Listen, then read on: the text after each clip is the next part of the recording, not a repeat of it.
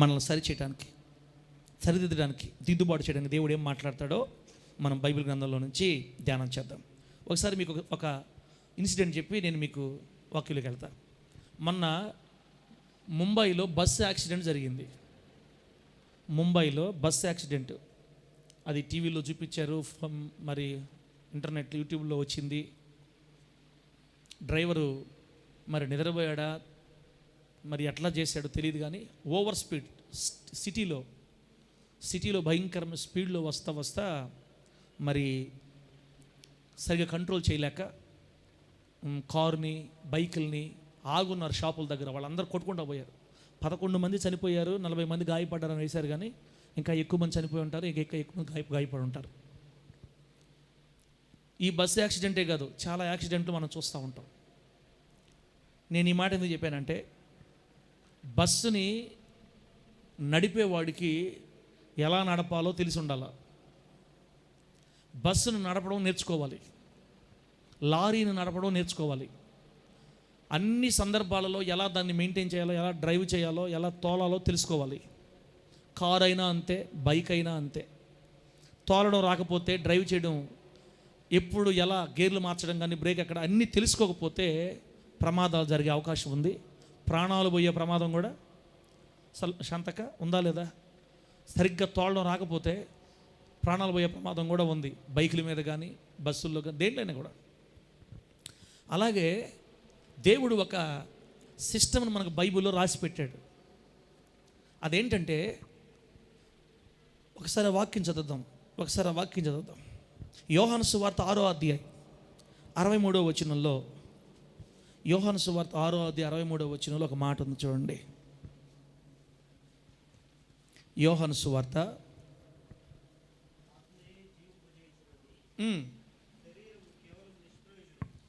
ఆత్మయే జీవింపజేయుచున్నది, శరీరం మాత్రం కేవలం నిష్ప్రయోజనం. చక్కని మాట చాలన్నా. ఇది సాక్షాత్తు యేసుక్రీస్తు వారు చెప్పిన మాట అన్నమాట. ఆత్మయే జీవింపజేయుచున్నది, శరీరము కేవలము నిష్ప్రయోజనము అని. అంటే మనిషి జీవితంలో, మానవుని జీవితంలో 2 ప్రాముఖ్యమైన ఘట్టాలు ఉన్నాయి. మానవ జాతి తెలుసుకోవాల్సిన ప్రథమ సత్యం ఇది. ఇక్కడ శరీరము ఆత్మ. చెప్పు జాషువా, శరీరము ఆత్మ. ఆత్మ గురించి మీకు తెలుసా? సరే, కొంతమంది తెలియకపోవచ్చు, చాలామంది తెలియదు. ఆత్మ అనే జీవ ఆత్మని దేవుడు మనలో ఉంచున్నాడు. ఇప్పుడు మనం బ్రతుకున్నామంటే, మనం జీవించున్నామంటే మన లోపల ఎవరున్నారు? మినీ శాంతక్క ఉంది లోపల. అసలు శాంతక్కని పిలిచేది ఎవరిని? శరీరాన్ని కాదు, లోపల ఉన్న ఆత్మని. ఆత్మకే పేరు. ఇప్పుడు నేను ఎందుకు ముంబై యాక్సిడెంట్ చెప్పానంటే, యేసుక్రీస్తు చెప్పారు ఇక్కడ, మనిషిలో శరీరము ఆత్మ ఉంది. శరీరమేమో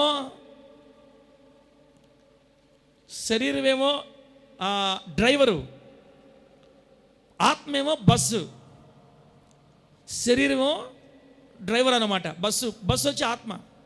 ఈ శరీరంలో ఉన్నటువంటి మనము శరీరాన్ని జాగ్రత్తగా వాడకపోతే ఆత్మ సరిగ్గా వెళ్లకుండా ఆత్మ డ్యామేజ్ అయిపోద్ది. తోలడం రావాలి. శరీరంలో ఉన్న నీవు నేను, లోపల దేవుడు మనకిచ్చిన ఆత్మని జాగ్రత్త కాపాడుకోవాలా, జాగ్రత్త డ్రైవ్ చేయాలా, జాగ్రత్తగా దాన్ని కంట్రోల్ చేయాలి. ఇప్పుడు ప్రభు ఏం చెప్పాడంటే, శరీరం నిష్ప్రయోజనమైంది, ఆత్మయే జీవింపజేసేది. ఆత్మయే జీవింపజేస్తుంది. ఒక మనిషి బ్రతుకుతూ ఉండగా మనిషి జీవితంలో విలువైనది ఆత్మ, శరీరం కాదు అని చెప్తున్నాడు యేసుక్రీస్తు వారు ఇక్కడ. అసలు ఈ సంగతి మనకు తెలియదు ఇప్పటిదాకా. ఏదో బ్రతుకుతున్నాం, ఏదో పెద్ద అయ్యాం, చదువుకున్నాం, పెళ్ళిళ్ళు అయ్యాయి, పిల్లలు పుట్టారు, చర్చికి వస్తున్నాం, వాక్యం వెళ్తున్నాం.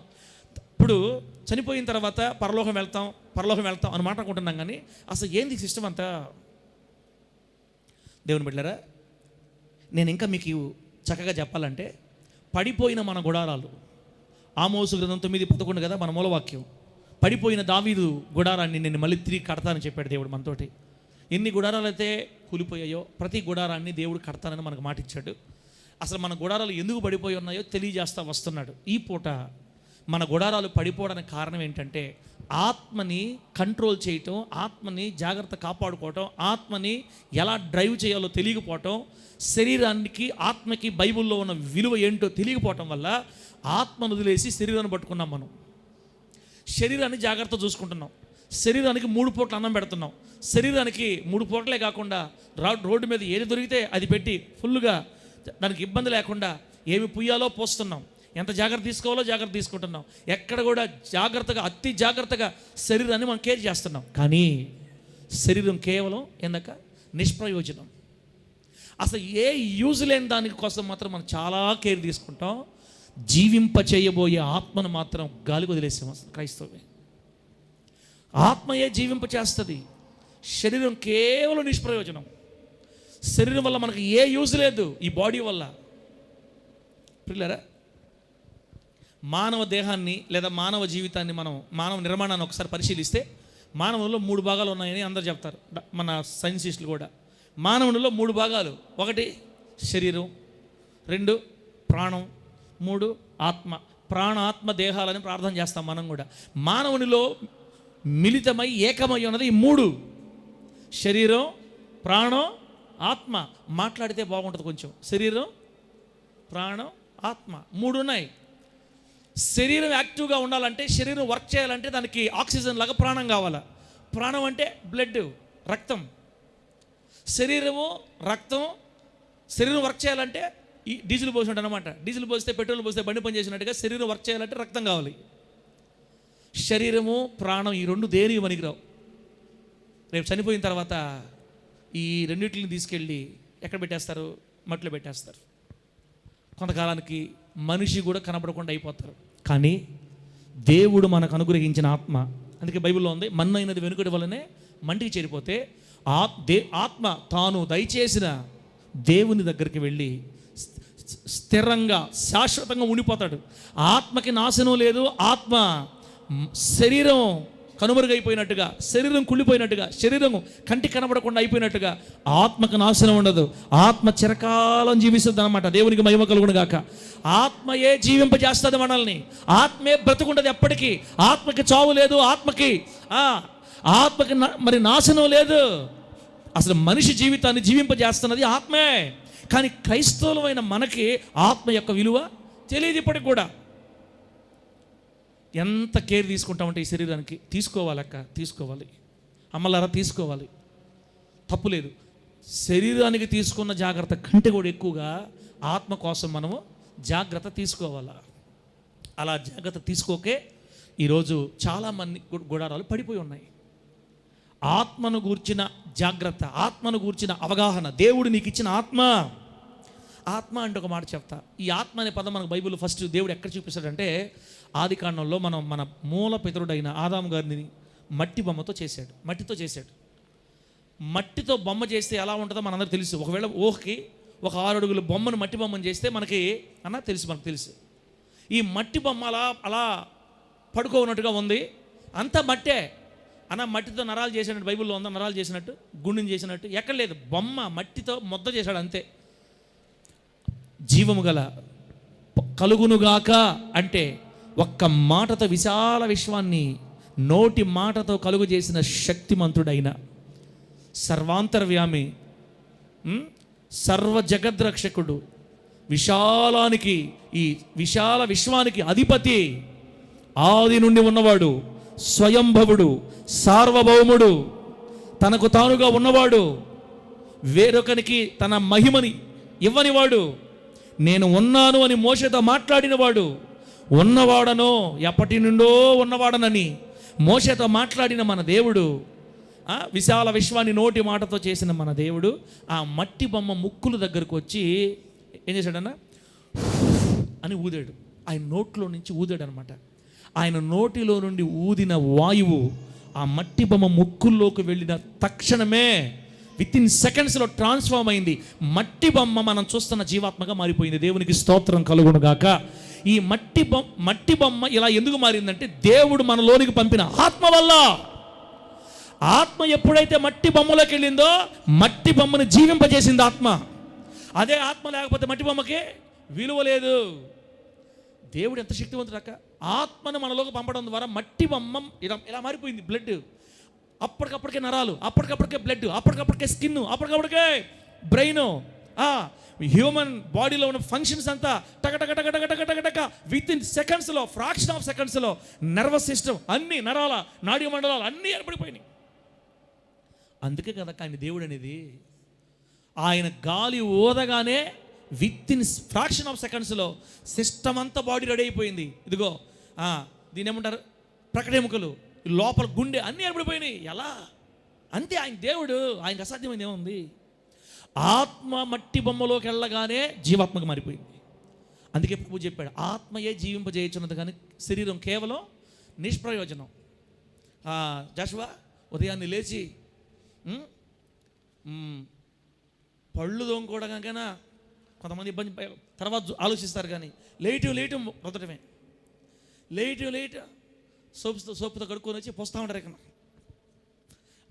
తప్పు లేదు, జాగ్రత్త తీసుకుంటున్నారు. స్కిన్ బాగుండాలని, గ్లో ఉండాలని తీసుకుంటున్నారు, మంచిదే. ఇంత జాగ్రత్త తీసుకుంటున్నారు కదా మన శరీరం కోసం. అన్నా మమ్మల్ని అంటున్నా, నువ్వు తీసుకోవా జాగ్రత్త, నేను కూడా తీసుకుంటున్నా, మనం అంతా ఒకటే, నేను కూడా తీసుకుంటున్నా. మనం అంత జాగ్రత్తగా సోపులు మార్చి దాన్ని జాగ్రత్త చేసుకుంటున్నాం. ఏదన్నా మచ్చలు వస్తే డాక్టర్ చూపించుకొని మచ్చలు పోయేదాకా తోముతున్నాం కదా. ఇంత జాగ్రత్తగా కేవలం నిష్ప్రయోజనమైన శరీరానికి ఇంత చేస్తే, మనిషిని జీవింపజేసిన ఆత్మ కోసం నువ్వేం జాగ్రత్త తీసుకుంటున్నావు అక్క అసలు? ఇప్పుడు అందుకనే శరీరానికేమో దేహకుమార్ అని పేరు పెడదాం, ప్రస్తుతం మీకు అర్థమయ్యేదానికి. ఆత్మకేమో ఆత్మకుమార్ అని పేరు పెడదాం. ఆత్మకుమార్ గారి ఆరోగ్యం కోసం ఏమైనా ఆలోచిస్తున్నావా? దేహకుమార్ పొద్దున లేస్తే బిర్యానీ, అది ఇది చికెన్ అవి పెట్టి దేహకుమార్ గారిని ఫుల్గా మేపుతుంటాం, బాగా ఇట్లాగా దేహకుమార్ గారిని బాగా బలంగా. ఆత్మకుమార్ గారు అసలు ఆరోగ్యం బాగుందా? అసలు ఆ మనిషి ఏమైపోయాడు? ఎట్లున్నాడు ఆ మనిషి? అసలు బతుకున్నాడా లేదా? చలనం ఉందా లేదా? చచ్చిపోడు ఉన్నాడా? ఎప్పుడైనా మనం ఆత్మ గురించి, ఆత్మకుమార్ గారి గురించి ఆలోచించామా? ప్రభు అంటున్నాడు, డ్రైవర్ కరెక్ట్గా నడపకపోతే బస్సు యాక్సిడెంట్ అయిపోతాయి. శరీరంలో ఉన్న నీవు నేను ఆ ఆత్మ అనేటటువంటి ఆ బస్సుని జాగ్రత్తగా తోలకపోతే జీవితాలు నష్టమైపోతాయి. మామూలు ప్రమాదం కాదు, ఆరని అగ్ని గంధకాలతో మండు గుండంలో పడిపోవాల్సి వస్తుంది. ఏది? శరీరం కాదు, ఆత్మ పడిపోద్ది రేపు పోయేసి. ఆత్మ అంటే మనమే. నా ఆత్మ నరకంలో పడింది, నేను పడినట్లు లెక్క. వెళ్ళారా? మీకు అర్థం కావట్లేదు కదా? ఇంకొంచెం ముందుకెళ్దాం అక్క, ఇంకొంచెం ముందుకెళ్దాం. రోమిలకు రాసిన పత్రిక 8వ అధ్యాయం 5-6 వచనాల్లో ఒక మాట రాయబడింది. రోమిలకు రాసిన పత్రిక 8వ అధ్యాయం 5-6 వచనాలు ఏం రాయబడిందంటే, శరీరానుసారులు శరీర విషయముల మీద మనసు ఉంచుతారు, ఆత్మానుసారులు ఆత్మ విషయముల మీద మనసు ఉంచుతారు. తీసారన్నా? ఒకసారి చదవండి. రోమపత్రిక 8వ అధ్యాయం 5వ వచనం నుంచి.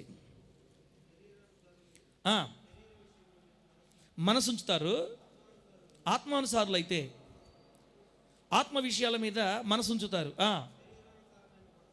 అది శరీరానుసారమైన మనసేమో మరణం, ఆత్మానుసారమైన మనసేమో జీవమును సమాధానమునైనది. దేవునికి స్తోత్రం కలుగునగాక. దేహకుమార్ గారిని బాగా సాక్కుంటా, బాగా పోషిస్తా, దేహకుమార్ గారికి ఏం తక్కువ చేయకుండా దేహకుమార్ గారిని ఫాలో అయ్యి దేహకుమార్కి ఫ్యాన్స్గా ఉండి దేహకుమార్ గారితో జీవితం సాగించామనుకో, నేరుగా దేహకుమార్ గారు మనం ఎక్కడ తీసుకెళ్తారు? మరణం. శరీరానుసారమైన మనసేమో మరణం. శరీరాన్ని కాస్త పక్కన పెట్టి ఆత్మకుమార్ గారి దగ్గరికి వెళ్ళి ఆయన కాస్త జాగ్రత్తగా చూసుకొని ఆయనకి ఏం కావాలో పెట్టుకుంటా, ఆయన్ని పోషించుకుంటా, లేక ఆయన కావాల్సింది పెట్టుకుంటా, ఆయన ఆరోగ్యం చూసుకుంటా, ఆయన కాస్త జాగ్రత్త కాపాడుకుంటున్నాం అనుకో, ఆత్మకుమార్ గారు మనం ఎక్కడ తీసుకెళ్తారు? సమాధానము, జీవం. ఆత్మానుసారమైన మనసు జీవమును సమాధానమై ఉంది. భూమి మీద నిన్ను జీవింపజేసింది ఆత్మే, రేపు పరలోకంలో నిన్ను జీవింపజేయబోయేది కూడా ఆత్మే. దేవునికి స్తోత్రం కలుగును గాక. శరీరం కేవలం నిష్ప్రయోజనం అక్క. శరీరం కేవలం అసలు నాకు కూడా, నేను ఎన్నోసార్లు ఈ వాక్యం చదివానన్న, ఎన్నోసార్లు ఈ వాక్యం చదివా, కానీ ప్రభు కళ్ళు తెరిస్తే తప్ప మనకు అర్థం కావు. శరీరం మీద ఉన్న ఇంట్రెస్ట్ ఈరోజు క్రైస్తవులకి ఆత్మ మీద అసలు లేదు. ఆత్మ ఆరోగ్యంగా ఉండాలి. అందుకే పౌలు గారు చెప్పారు, ఎప్పుడు ఒక యుద్ధం జరుగుతుంటుందంట ఆత్మకుమార్ గారికి, దేహకుమార్ గారికి. వీళ్ళిద్దరికి పడదు, వీళ్ళిద్దరు బద్ధ శత్రువులు. నయమక వీళ్ళిద్దరు బద్ధ శత్రువులు, ఒకరంటే ఒకరికి పడదు. దేహకుమార్ గారేమో సినిమాలు చూడమంటాడు, ఆత్మకుమార్ గారేమో నువ్వు చూస్తే నరకానికి పోతావు. ఒరే నన్ను కాలుస్తారా, నువ్వు చూసేవనుకో నన్ను కాలుస్తారు రేపు నరకంలో అని ఆత్మకుమార్ గారు కేకలేస్తుంటాడు. ఆత్మకుమార్ గారు అన్నం పెట్టుంటే బలంగా ఉండి నేను సినిమాలు చూడకుండా ఆపుతాడు. నువ్వు దేహకుమార్ గారికి ఫుల్గా పెట్టుంటివి, ఆత్మకుమార్ గారికి వారానికి 2 ఇడ్లీ పెడుతుంటివి. ఆత్మకుమార్ గారికి వారానికి 2 ఇడ్లీ పెట్టడం అర్థమేం చెప్పండి? ఆదివారం మాత్రమే వచ్చి వాక్యం వినేసిపోతారన్నమాట. వారానికి 2 ఇడ్లీ, అది కూడా ఫుల్గా అయినారు వాక్యం. ఎవడన్నా నువ్వేనాలా మీ ఆత్మకుమార్ ఎట్లా చూసుకోసారి, మీలో ఉన్న ఆత్మకుమార్ గారి 2 ఇడ్లీ అని పెడుతున్నావా? చచ్చిపోకుండా గ్లాసు నీళ్లు వారంకి, అంటే నీళ్లు తాగకుండా మనం 10 రోజులు 12 రోజులు బతదని చెప్తుంటారు. చచ్చిపోకుండా గ్లాసు నీళ్లు, వారంగా 2 ఇడ్లీ. కొందరైతే అసలు భోజనం మానేశారు, ఆత్మ కోసం పెట్ట మానేశారు పూర్తిగా. సావు బతుకుల మధ్య కొట్టిపెట్టాడుతున్నాడు ఆత్మకుమార్ గారు. మీ ఆత్మకుమార్ గారు సావు బతుకులు కొట్టిపెట్టాడుతున్నాడు. నవ్వుకోవడానికి బాగానే ఉంది కనుక ఇది చాలా సీరియస్ మ్యాటర్, చాలా సీరియస్ మ్యాటర్ ఇది. నీ ఆత్మకుమార్ గారికి ఆరోగ్యంగానే బాగలేకపోతే శరీరం మనల్ని మరణం తీసుకెళ్ళిపోతాయి. శరీర సంబంధమైన మనసంతా పాపం వలన వచ్చు జీతం మరణం, అది 2వ మరణం. 6 అగ్ని గంధకాలతో మండుకుంటాం. ఎంత చక్కగా చెప్పాడు దేవుడు. కాబట్టి ఆ మహా ప్రమాదకరమైన సంగతులు తప్పించుకోవాలనుకుంటే మరి దేహకుమార్ గారిని పట్టించుకోకపోయినా పర్వాలేదు, కానీ ఆత్మకుమార్ గారు మాత్రం ఖచ్చితంగా పట్టించుకోవాలి. ఆ ఆత్మకుమార్ గారిని జాగ్రత్తగా కాపాడుకుంటేనే మనం పరలోకం వెళ్ళగలుగుతాం. దేవునికి మహిమ కలుగును గాక. గట్టిగా చెప్పండి హల్లెలూయా. ఇప్పుడు మీకు ఆత్మకుమార్ వర్సెస్ దేహకుమార్ చూద్దాం. ఇప్పుడు ఆత్మకుమార్ గారిని దేహకుమార్ గారు పక్కన పెట్టి ఎవరిని పోషిస్తే ఎంత లాభమో మనం చూద్దాం. ఇప్పుడు ప్రియులారా, మనలో ఆత్మ ఉంటేనే మనిషి జీవిస్తున్నాడు అర్థం. ఆత్మ కానీ మనలోంచి వెళ్ళిపోతే ఏమైపోతారు? చనిపోతారు, అంతే కదా. ఇప్పుడు ఆత్మ కానీ మనలోంచి మనిషి బయటికి వెళ్ళిపోయింది అనుకోండి, ఊహకి నా గురించి చెప్పుకుంటా. ఇప్పుడు నేను మాట్లాడుతున్నాను కాబట్టి అన్న పాస్టర్ అంటున్నారు. నాలోంచి ఆత్మ వెళ్ళిపోయింది అనుకో దేవుడి దగ్గరికి. ఇప్పుడు నేను కింద పడిపోయి నన్ను మంచం పండేస్తున్నారు. అన్న పైకిలి, అన్న పొడుగో ఉన్నాడు, అన్న పైకిలి అనరు. చనిపోయిన తర్వాత అన్న చచ్చిపోయాడు అంటారు. అన్న పోయాడు. ఎవరికైనా చెప్పాలనుకో, బ్రదరు మీకు విషయం తెలుసా, స్పాట్ అసలు షాక్, మన పాస్టర్ గారు. ఏమి పాస్టర్ గారు పోయాడు? పాస్టర్ గారు పోయాడా? అమ్మ మీరు అట్ట ఆలోచించుకోబాటండి. ఏం సార్ పండగ పూట మాట వద్దు, అయ్యే మనకు వద్దు అని చెప్తే అవి మాట్లాడుకోవాలా. అన్న పోయాడంటే అన్న ఏడే ఉండడు కదా, మంచం మీద పడుకోండి ఎవరైతే అన్నపోతే. సంతక నాకు మాట అర్థమవుతుందా? ఇప్పుడు అన్న పోయాడని చెప్తున్నారు, అన్నపోతే పడుకోండి ఎవరు? శరీరం, అది శవం అంటారు. ఇక ఆత్మ కానీ శరీరంలోంచి బయటకు వెళ్ళిపోయిందంటే ఇక పేరు పెట్టి పిలవరు. బాడీ వచ్చిందా, డెడ్ బాడీ వచ్చిందా, శవం తెచ్చారా అని అంటారు. ఇంక పేరు పెట్టి పిలవరు. ఇప్పుడు పోయింది ఎవరు? అన్న. ఇప్పుడు ఇస్రాయల్ పాస్టర్ పోయాడు, ఉండేది శవం. చూసారా, మనిషిని జీవింపజేసేది ఆత్మ. దేహకుమార్ గారికి ఆత్మ అన్నది వరకు విలువ. ఆత్మకుమార్ గారు దాడుకున్నారు అనుకో, దేహకుమార్ గారి డెడ్ బాడీ శవం. ఇంకా కొంతమంది ఏదో పాత పేరు ఏదో పిలుస్తారు, విడ్డూరం ఉంటాయి పేర్లు. కాబట్టి దేహకుమార్ గారు చాలా మోసం చేస్తున్నారు, మనల్ని జ్ఞాపకం పెట్టుకోండి. వీడి వల్ల ఏం లాభం లేదు మనకి. ఆత్మకుమార్ గారికి విలువ కూడా ఇవ్వడం వల్ల మనం శరీర కుమార్ గారికి ఇచ్చి దేహకుమార్ గారికి ఇచ్చేంత విలువ ఆత్మకుమార్ గారికి మనం ఇవ్వడం వల్ల అసలు ఆత్మ లేకపోతే శరీరానికి విలువ లేదు. పోయాడనేస్తారు అంతే, వెళ్ళిపోయింది ఆత్మ, ఇక శరీరానికి విలువ లేదంతే, తొడుగు పడిపోయింది పక్కన, దానికి విలువే లేదు. గుర్తుపెట్టుకోండి, జీవింపజేసేది ఆత్మ. ఫస్ట్ పాయింట్ ఆత్మకుమార్ వర్సెస్ దేహకుమార్లో ఫస్ట్ పాయింట్ జీవింపజేసేది ఆత్మే. రెండోది పేరు పెట్టి పిలిచేది కూడా మనం ఆత్మను పిలుస్తున్నావా, శరీరాన్ని పిలుస్తున్నావా? ఇందా చెప్పాను, అన్న పోయాడు, అక్క పోయింది, చచ్చిపోయింది, వెళ్ళిపోయింది, ఇప్పుడే కన్ను మూసింది, ఇక లేదు అక్క ఇక లేదు. పేరు ఎవరిని పిలుస్తున్నాం? మనం ఆత్మనే పిలుస్తున్నాం. పేరు కూడా ఆత్మకే, శరీరానికి పేరు కాదు. శరీరం ఏమంటున్నారు? శరీరాన్ని ఏమంటున్నారు? బాడీ, శవము, పీనుగు. అది ఆ పేరు గుర్తురాలి నాకు. పీనుగు, అది ఏమన్నా మంచి పేరా? పీనుగు తెచ్చారా? పాత రోజులు చదువుకోలేకపోతే పీనుగు వచ్చిందా? పీనుగుని తెచ్చారా? పీనుగుని తీసుకోపోతున్నారు. ఎదురుపోబాకండి, పలానా ఆయన పీనుగు అంటే బాగుండేది అట్ట కూడా అన్నారు. పీనుగు వెళ్తుంది, బైబిల్లోనే ఉంది, పీనుగు ఎక్కడ ఉంటుందో గద్దలు అక్కడ పోగవుతాయని. దేహ కుమారు గారి పేర్లు మామూలు పేర్లు కాదు. అస్సలు ఆయన్ని మనం నమ్ముకుంటే మనం చాలా నష్టపోతాం అక్క. ఆత్మకే పేరు పెట్టింది దేవుడు. మనకిచ్చిన పేరు ఇస్రాయేలు అని పేరు పెట్టింది ఆత్మకే దేవుడు, శరీరానికి కాదు. అంటే ఆత్మ యొక్క విలువ మీకు అర్థమని ఈ మాటలు చెప్తున్నాను నేను. మూడోది, పేరు ఆత్మకే, జీవింపజేసేది ఆత్మయే. మూడో సంగతి, మనం ప్రేమిస్తున్నాం. ఇప్పుడు నేను నా భార్యని ప్రేమిస్తున్నా, లేకపోతే నా పిల్లల్ని నేను ప్రేమిస్తున్నా, లేకపోతే మీరు ప్రేమిస్తున్నారు, మనం అందరినీ ప్రేమిస్తున్నాం. ఇప్పుడు ఓహోకే, మనం ప్రేమిస్తున్న వ్యక్తి చనిపోయారు. చనిపోయిన తర్వాత నా భార్య నేను ప్రేమిస్తున్నాను, నా పిల్లల్ని నేను ప్రేమిస్తున్నాను, పోతే ఏవే నా ఇంట్లోనే పెట్టుకుంటాను. ఎవరు ఇంట్లో పెట్టుకోరు. కూతుర్ని ప్రేమిస్తున్న తల్లి కొంచెంసేపు ఏడ్చి తీసుకెళ్ళి మట్టిలో పడొచ్చేస్తుంది. అయితే ప్రేమించింది ఎవరిని ఇప్పటిదాకా ప్రేమించింది ఎవరిని? నిజంగా శరీరాన్ని ప్రేమించి ఉండే పని అయితే శరీరం ఇంట్లో పెట్టుకోవాలా? శరీరం ఇంట్లో పెట్టుకున్నారా? పెట్టుకోవడం లేదు కదా. మరి శరీరాన్ని ప్రేమించినప్పుడు శరీరాన్ని ఇంట్లో పెట్టుకోవాలి కదా. నేనేమంటున్నానంటే ఆత్మనే మనం ప్రేమిస్తున్నాం కానీ శరీరాన్ని మనం ప్రేమించడం లేదు. ఆత్మ ఉంది కాబట్టే శరీరాన్ని కూడా ప్రేమిస్తున్నాం.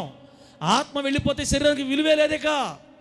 2 రోజులు 3 రోజులు పెట్టుకొని తీసుకెళ్ళి మట్లో పడేసి వచ్చేసేయాలి. ఎవరు ఇక్కడ శరీరాన్ని ప్రేమించట్లేదు. We love only spirit. మనం ఆత్మను ప్రేమిస్తున్నాం. ప్రేమ కూడా ఆత్మకే.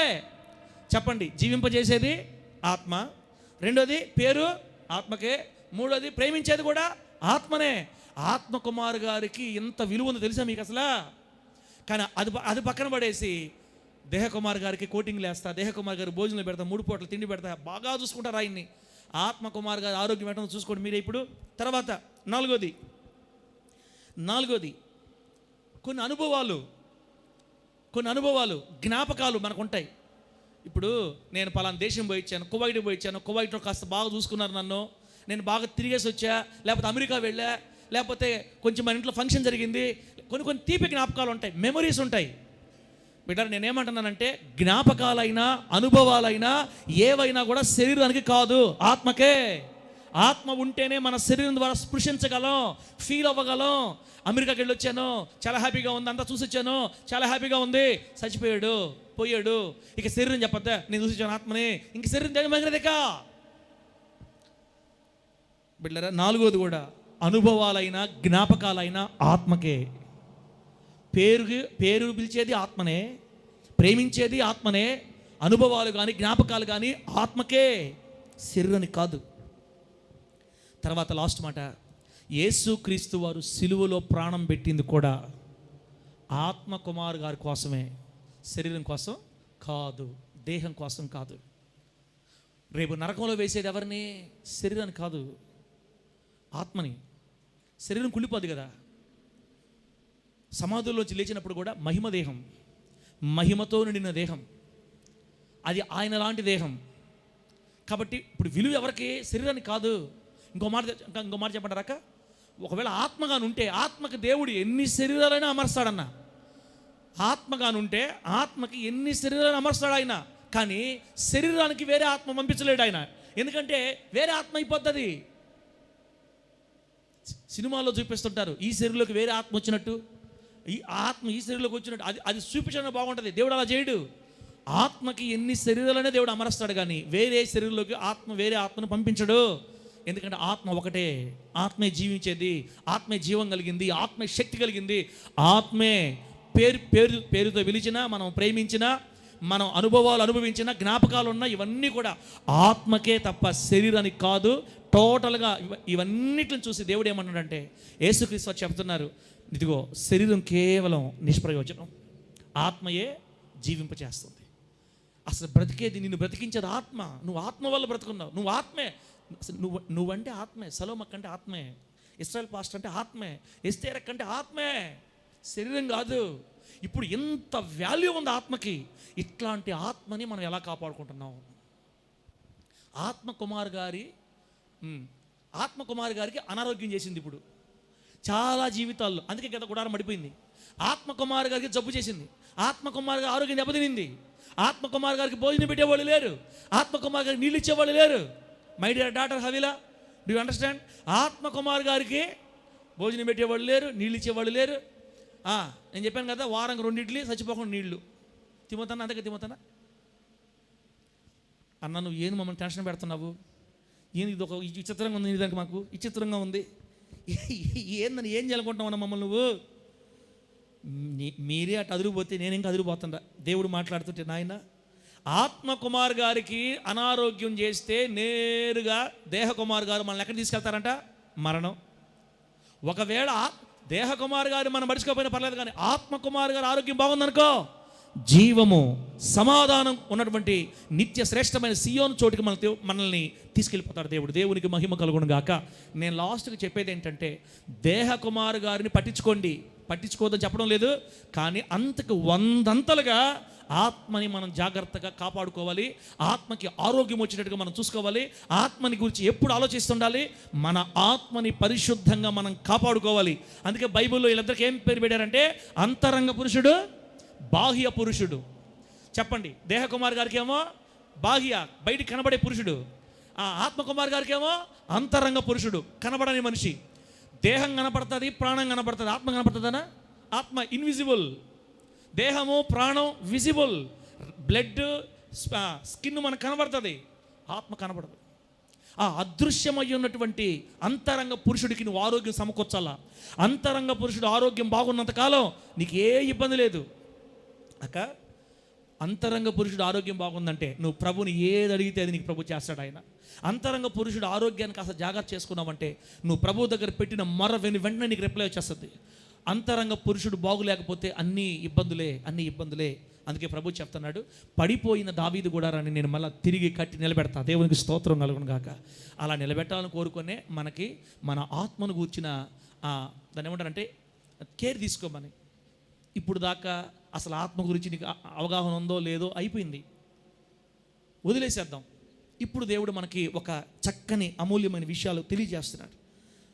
ఆత్మ కానీ నువ్వు జాగ్రత్త చేసుకోపోయావంటే చాలా ప్రమాదం ఉందని దేవుడు ఆత్మని లేదా అంతరంగ పురుషుడిని బలపరుచుకోమని, అంతరంగ పురుషుడు ఆరోగ్యం ఎప్పుడు జాగ్రత్తగా చూసుకోమని వెళ్ళారా చెప్తున్నాడు దేవుడు మనకి. యూట్యూబ్లో ఏదైనా వీడియో చూసామనుకో, యూట్యూబ్లో ఇప్పుడు రీసెంట్గా ఏమొస్తుందో తెలుసా? మీ ఇంట్లో ఇద్దరు కనుక అన్ని బ్లడ్ టెస్టులు అన్ని టెస్టులు చేయించుకోవాలనుకుంటే కేవలం 299. ఏ వీడియోనా చూడు, మీరు BP test, sugar test, kidney test అన్నీ ఒక 6 టెస్టులు కేవలం 299కే. శరీరానికి ఏ ఇబ్బంది లేకుండా ఇది చెప్తాను డైరెక్ట్ ఇంటికి. అవును, డోర్ డెలివరీ ఇంటికి వచ్చేస్తారంట. మనం బుక్ చేస్తే చాలు, ఇంటికి వచ్చి వాళ్ళు అన్ని శాంపిల్స్ తీసుకెళ్ళి మొత్తం టెస్టులు చేసి మనకు రిజల్ట్ తెచ్చిస్తారు. చూసారా? దేహకుమార్ గారికి ఎన్ని జాగ్రత్తలు. దేహకుమార్ గారికి బ్లడ్ ఎక్కువైద్దా, చికెన్ తింటే, షుగర్ తింటే షుగర్ వచ్చిందా, బీపీ పెరిగిందా. దేహకుమార్ గారు 70 సంవత్సరాల తర్వాత మట్టిలోకి పోయే దేహకుమార్ గారి కోసం అయితే ఇన్ని జాగ్రత్తలు తీసుకుంటారు. తరతరాలు యుగాలు బ్రతికి ఉండే ఆత్మకుమార్ గారు గురించి పట్టించుకునే నాదుడే లేడు. మనం దెబ్బతినకూడదని, మనం బాధపడకూడదని, రేపు నష్టపోకూడదని మనలందరినీ ప్రేమించిన మన యేసయ్య ఆత్మ జాగ్రత్త. రాహెలక్క, మీ ఆత్మ జాగ్రత్త, అంతరంగ పురుషుడు ఆరోగ్యం జాగ్రత్త అని ప్రభు మరలా మనకు చెప్తున్నాడు. ఈ దిద్దుబాటు కూడికలు లేకపోతే మనకి ఈరోజు ఈ వాక్యం అర్థమై ఉండేది కాదు.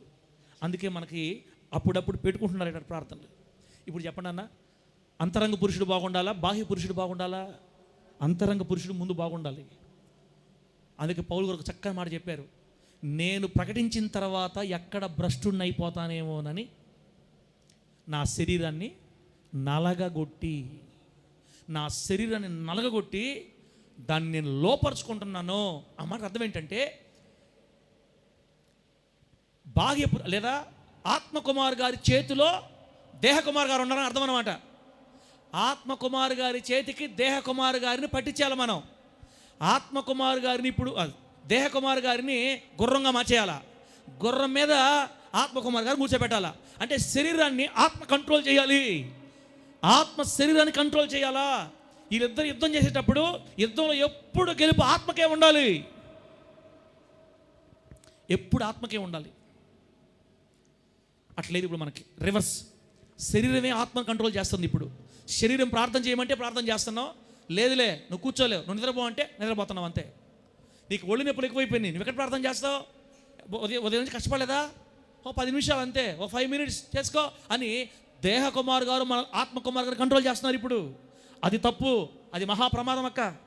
వాక్యం చెప్పింది ఏంటంటే శరీరాన్ని నలగొట్టి లోపరుచుకోవాలంట. శరీరం మన కంట్రోల్లో ఉండాలి, ఆత్మ శరీరాన్ని కంట్రోల్ చేయాలి. అది ఆశీర్వాదం. తెలుసో తెలియకో అయిపోయింది అక్క అన్న, అయిపోయింది. ఇప్పుడు నుంచి అయినా జాగ్రత్త పడతాం. దేహం మన కంట్రోల్లోకి రావాలి, ఆత్మ పై మెట్లో ఉండాలి, ఆత్మ దేహాన్ని నడపాలి. ఆత్మ అంటే దేవుని సంగతులు మాత్రమే కోరుకుంటుంది, పరిశుద్ధత మాత్రమే కోరుకుంటుంది. ఆత్మనిచ్చింది ఎవరు? ఏం చెప్పాను? ఎవరిచ్చారు? దేవుని నోటి నుండి వచ్చిన వాయువు. అది జీవాత్మ, అది దేవుని ఆత్మ. మనలో ఉన్న ఆత్మ దేవుని ఆత్మ కాబట్టి దైవ సంగతులే కోరుకుంటుంది. ఈడున్నాడే ఈ వేస్ట్ ఫెలో, 3 పూట్ల భోజనం, ఇప్పుడు 3 బిర్యానీ పెడుతున్నామే. వీడు పొద్దున లేస్తే కాపురాల గురించి మాటలే చెప్తాడు, మనకి చెడిపోయే మాటలే చెప్తాడు. వీడిని మళ్ళీ బాగా పోషించి, ఏమన్నా కూర లేకపోతే చేపలు బట్టి తెచ్చి చేపలు వండి వాడికి చేపలు ఒక పూట, రొయ్యలు ఒక పూట, అమ్మో ఒక పూట నీసి లేకపోతే ఎవరా దేహ కుమార్ గారు ఎట్టా ఏమనుకుంటున్నారు అసలు? వాడికి బాగా పెట్టి వాడిని ఈ విధంగా పెంచి ఇప్పుడు వాడు మన మీద కూర్చొని మనల్ని నడిపిస్తున్నాడు. టోటల్గా నేను చెప్పేది ఏంటంటే, అక్కలారా, అమ్మలారా, చెల్లెళ్ళారా, హోలీ జడ్జి బిడ్డలారా, ఆత్మ కంట్రోల్లో దేహం ఉండాలి, దేహం కంట్రోల్లో ఆత్మ ఉండకూడదు. అది మనకు ప్రమాదం. ఇది నువ్వు అనుకున్నంత, నేను అనుకున్నంత ఈజీ కాదు. దేహం మన కంట్రోల్లోకి రావాలంటే ఒకటే దారి, నలగొట్టడమే. ఆ నలగొట్టడం కూడా మనం చేయలేము, ఒక్కోసారి చెయ్యాలి, కంట్రోల్ చేయాలంతే. నలగొట్టాలి శరీరాన్ని, నలగొట్టి నీ చేత తీసుకోవాలన్నా. అన్న ఇది నువ్వు ఎలా తీసుకుంటావు నాకు తెలియదు, తీసుకోకపోతే ప్రమాదం. నిజం చెప్తున్నా. ఎందరో దేహాన్ని కంట్రోల్ చేయలేక కాలగర్భంలో కలిసిపోయారు అంతే. సంసోన్ గారు ఎంత మంచి భక్తుడు అన్న, సంసోన్ గారు ఎంత మంచి భక్తుడు. అట్లాంటి భక్తుడు మన బైబిల్ మళ్ళీ ఇంకెవరిని కూడా మనము చూడలేదు. మీకు అర్థం కాలేదా? గాడిద దవడ ఎముక తీసుకొని ఎంతమందిని చంపింది? 1000 మందిని. సినిమాలో చూపిస్తున్నారు ఇప్పుడు. 1000 మందిని, 1000 మంది, 2000 మంది చంపినాడు. గుట్టలేసి ఆయన నిలబడతాడట. వాళ్ళందరూ ఇంత లావు ఉంటారు, హీరో ఏమో సన్నగా ఉంటాడు. ఈయన 1000 మంది కొట్టేశాడు అంతే. ఆయన నిలబడతాడు అనమాట. వెనక మ్యూజిక్లు డమ్ డమ్ డమ్ డమ్ అంటుంటే అబ్బా ఇవి ఒరే. ఆ కింద పడిపోయిన వాళ్ళు సినిమా డబ్బులు తీసుకున్నావు కాబట్టి నువ్వు కొడితే పడ్డారు. వాళ్ళు నిజంగా నిన్ను కొడితే నువ్వు ఫస్ట్ దెబ్బకే పడుకుంటాను అన్న. అబద్ధాలోడా. అందుకే సినిమా అంటే అబద్ధం అని చెప్తారన్నమాట. సినిమా అంటే అంత అబద్ధం. అబద్ధమును ప్రేమించి జరిగించు ప్రతివాడు వెలుపట ఉంటారని చెప్పాడు దేవుడు. అబద్ధమును ప్రేమించి జరిగించు ప్రతివాడు వెలుపట చీకట్లో అగ్ని కనకాలు ఉంటారు పోయి రేపు బయట వెలుపటి చీకట తోసివేయబడతారు. అందుకే సినిమాలు అనేవి క్రైస్తవులకు తగవని అనమాట. అన్ని అబద్ధాలే. నిజం ఇక్కడ రియల్ ఫైట్. గాడిద పచ్చి దవడ ఎముక చేతికి తీసుకుంటే 1000 మందిని చంపిన దాకా ఆ మనిషి ఆగట్లా. అది మానవ శక్తి కాదన్న, అతని లోనికి దిగి వచ్చిన పరిశుద్ధాత్మ శక్తి. ఒకసారి తేనె తాగదామని వెళ్ళాడు తోటలో, అడవిలోకి, చెట్ల మధ్యలోకి వెళితే ఆ తేనె దగ్గర కాసుకొని ఉంది. ఏంది చెప్పండి? సింహం. దూకింది సింహం గాండ్రిస్తా. మనకు బైబిల్ చెప్పింది ఏంటంటే, దేవుని ఆత్మ అతనిలో ఉంది కాబట్టి మేక పిల్లని చీల్చినట్టుగా చీల్చాడు. మహాబలుడు, దేవుని ఆత్మచేత బలపరచబడిన మహావీరుడు సంసోను. అతని ఎండింగ్ మంచిగా ముగించునుంటే మనకి ఎంత ఆశీర్వాదకరంగా ఉండేది తెలుసా? సంసోన్ గారు గుర్తుపట్టలేకపోయారు. సంసోన్ గారికి 3 పూట్ల తిండి పెట్టి ఎవరికి బలం పెంచాడు? బాగా దేహ కుమార్ గారికి బాగా బలం పెంచాడు. ఆత్మకుమార్ గారిని పట్టించుకోవడం మానేశాడు. దేవుడు ఎంత ప్రేమామయుడు అంటే అన్న, దలీలా దగ్గరికి వెళ్ళినా దేవుడు బాధపడలా, ఇంకో మనిషి గాజాలో వెళ్ళినా అక్కడ బాధపడలా. ఇతని పనంతా ఏంటంటే మనశ్శాంతి లేదు. ముందు పెళ్ళయింది, భార్య ఏమో చనిపోయింది, భార్యను చంపేశారు. భార్యను ముందు వేరే అతనికి ఇచ్చారు, ఆ తర్వాత ఇష్యూ జరగలేక ఆమెను చంపేశారు, మామని కాల్చేశారు. భార్యను చంపేశారన్న కోపం చేత ఇక కంట్రోల్ తప్పిపోయేసి ఫిలిస్తీన్ల భార్యను చంపేశారన్న కోపం చేత ఏం చేశాడు తెలుసా? ఎట్లా పరిగెత్తాడో, ఎట్లా బట్టాడో. నక్కని రుబ్బకుంటారా? నక్కను పట్టుకుంటారా ఎవరన్నా? ఇక్కడ నక్కను బట్టేవాళ్ళు ఎవరు ఉన్నారా? ఒక్క నక్కని పట్టి చూడండి, అర్థమవుతుంది. నక్క మనిషికి దొరకు, కనబడవు కూడా. అట్లాంటిది నిమిషాల వ్యవధిలో ఎన్ని నక్కలు? 300 నక్కలు పట్టాడు. నేను శాంసన్ గారిని పొగడుతున్నా తిట్టడంలా. శాంసన్ గారు చేసే చిన్న పొరపాటు ఏంటంటే, దేహ కుమార్ గారి మీదే ఎక్కువ ఇంట్రెస్ట్ ఉంది కానీ ఆత్మకుమార్ గారిని పట్టించుకోలేదు. అది ఆయన చేసిన తప్పు. 300 నక్కలు పట్టాడు. ఒక నక్క చాలా దూరంలో ఉంటాయి. అవి రాత్రిపూటే బయటకు వస్తాయి. ఎట్లా పట్టాడో, ఎట్లా పరిగెత్తాడో, అలుపు లేకుండా పరిగెత్తి 300 నక్కలు బట్టి 300 నక్కల తోకలు ఒకదానికి మూడేశాడు. నక్కలు పట్టడమే గొప్ప, మళ్ళీ తోకలు మూడేయడం అది మామూలుదా? 300 అంటే 150 జతలు అనమాట. 150 జతల తోకలు మూడేసి ఆ తోకల మధ్యలో దివిటీలు కట్టాడు. నక్క తోక కడతాడు కదా, ఆ మూడేసినప్పుడు దివిటి అంటే ఎలాగతా ఉంటారు చూడండి. రాత్రిపూట వెలిగి ఆ రాజుల ఇళ్లలో ఆ పైన తగిలిచి ఉంటారు అనమాట, వెళ్తూ వస్తూ ఉంటుంది దివిటి. 150 దివిటీలు కట్టాడు, వదిలేడు వాటిల్ని. ఆ వేడికి, ఆ మంటకి ఈ చర్మాలు, ఈ నక్కల తోకలు కలిపోతూ ఉంటే అరుచుకుంటా ఫిలిస్తీన్లు పొలాల్లో పడి పరిగెత్తుతూ ఉంటే, ఎవరైతే తన భార్యను చంపారో, తన మామని చంపారో వాళ్ళ పొలాలన్నీ కాల్చేశాడు అనమాట. ధీరుడు, ధీశాలి, దేవుని చేత వాడబడిన మహా బలమైన వ్యక్తి. ఇంకా ఎలా చెప్పాలా ఆయన గురించి? ఎంత చెప్పుకుంటే ఆయన పడుకుని నిద్రపోతుంటాడు. ఈమె ప్రేమించాడు కదా ప్రియురాలు. శాంసన్ వచ్చేసరి నీ మీదకి చంపేపోతారు శాంసన్ అంటాడు. అంతే, నిద్రలో ఉంటాడు పాపం. ఈయనకేమిలే, తినటం నిద్రపోవటం. దేహ కుమార్ గారికి ఎక్కువ అన్నం పెట్టేవాడు ఏం కోరుకుంటాడన్నా? పడుకో, ప్రార్థన పదం చదువులే, అలిసిపోయాడు. నువ్వు ఏం చేస్తా ప్రార్థన? ఎంత కష్టపడుతున్నావు నువ్వు? నయమమ్మా, స్కూల్లో భోజనం పెడుతుంటివి, అసలు నువ్వేం ఎట్లా ప్రార్థన చేస్తున్నావు? అసలు పడుకా, ఏం కాదు కానీ దేవుడు తెలియదా? దేవుడు అర్థం చేసుకోవడం మనల్ని. దేహ కుమార్ గారు మనల్ని మోసం చేసి, ఆత్మ కుమార్ గారికి అన్నం లేకుండా చేసి నిన్ను బాగా బొజ్జో పెడుతున్నాడు. ఏమక్క, నిన్నే కాదు ఏమక్క, నన్ను కూడా. మనం అందరం పడుకున్నాం. మనం ఆత్మ కుమార్ గారు రోజు ఎయిడ్స్ పేషెంట్ ఎటైపోతున్నాడనా? ఎయిడ్స్ పేషెంట్ అయిపోతున్నాడు ఆత్మగారు. శరీరం మాత్రం బాగా బలం పుంజుకుంది. వీళ్ళరా, దేవుడు ఎంతో అవకాశం ఇచ్చాడు. ఆయన వ్యభిచారంలో పడిన స్త్రీలను మారుస్తున్నా కూడా దేవుడు పడుచుకోలేదు. పాణిలే. కానీ దేవుడు ఎప్పుడు వదిలేశాడో తెలుసా? బైబిల్లో ఒక భయంకరమైన మాట ఒక ప్రమాదకరమైన మాట రాశాడు దేవుడు. సంసోను యెహోవా తనను ఎడబాసెనని సంసోనికే తెలియలేదంట. సంసోనుని దేవుడు వదిలేసిన సంగతి సంసోనికి అర్థం కాలా. ఎప్పుడు వదిలేడంటే తన రహస్యాన్ని, తన విజయ రహస్యాన్ని ఎప్పుడైతే స్త్రీకి చెప్పాడో అప్పుడు వదిలేశాడు. అంటే చివరి దాకా మనల్ని ప్రేమించే దేవుడు మన దేవుడు. ఇప్పుడు మారినా నేను పట్టుకుంటా కొడుక, ఇప్పుడు మారినా నేను వాడుకుంటా, చేసేవులే, మారతావు కదా. ఆయన ఎన్ని ఎదురుచూపులు చూశాడో. గాజాలోయలో వేసే దగ్గరికి వెళ్ళినప్పుడు ఓర్చుకున్నాడు, ఇంకో దగ్గరికి వెళ్ళినప్పుడు ఓర్చుకున్నాడు. అసలు ఫిలిస్తీన్ల కుమార్తెలు వివాహం చేసుకోకూడదు మామూలుగా, వాళ్ళు శత్రువులు. సరే, రాంగ్ చాయిస్ తీసుకున్నాడు, పానీలే, వదిలేశాడు. ఇలా దెలీలా దాకా వచ్చినా వదిలేశాడు. లాస్ట్గా ఆ రహస్యం చెప్పాడే. బైబిల్లో చక్కగా ఉంటుంది. ప్రాణము విసికి చావగోరడంటక. ఎవరు? సంసోన్. ప్రాణం విసికి రోజు అడుగుతుంది, నన్ను ప్రేమిస్తున్నానని చెప్తున్నావు, అబద్ధం చెప్తున్నావు. ఎవరికి కావాలి నీ ప్రేమ? ఏం మనిషివి కదా? ఎన్నిసార్లు అడగాలి నిన్ను? ఏమో భయమా? చంపేస్తాను భయమా?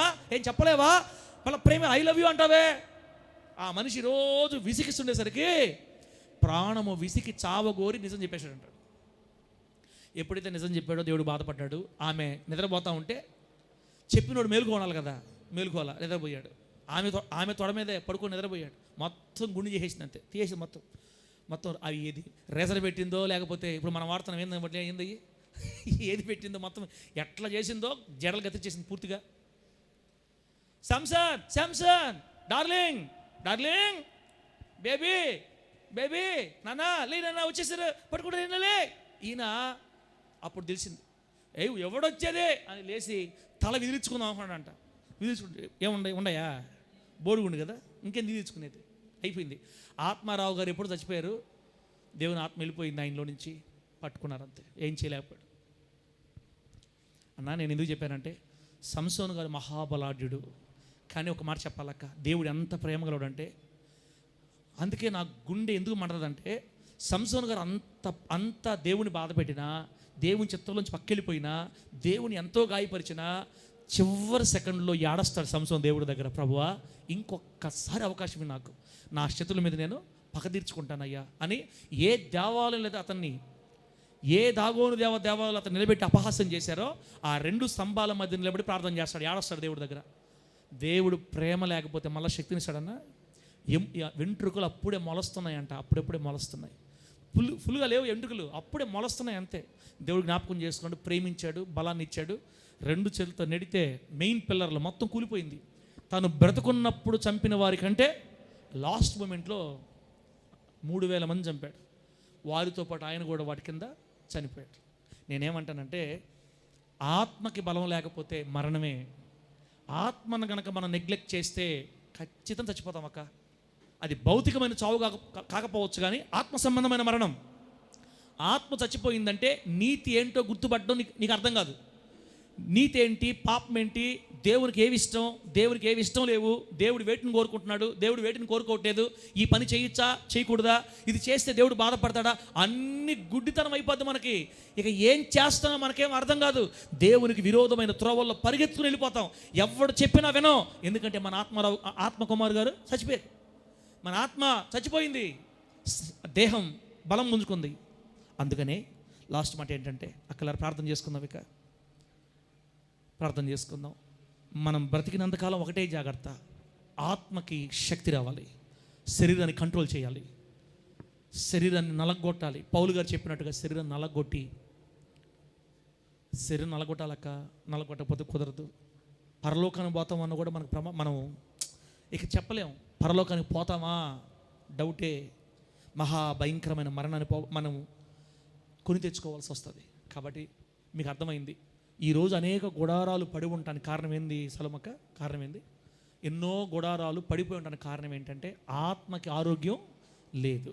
అనారోగ్యం చేసింది ఆత్మకి, చచ్చుబడిపోయింది.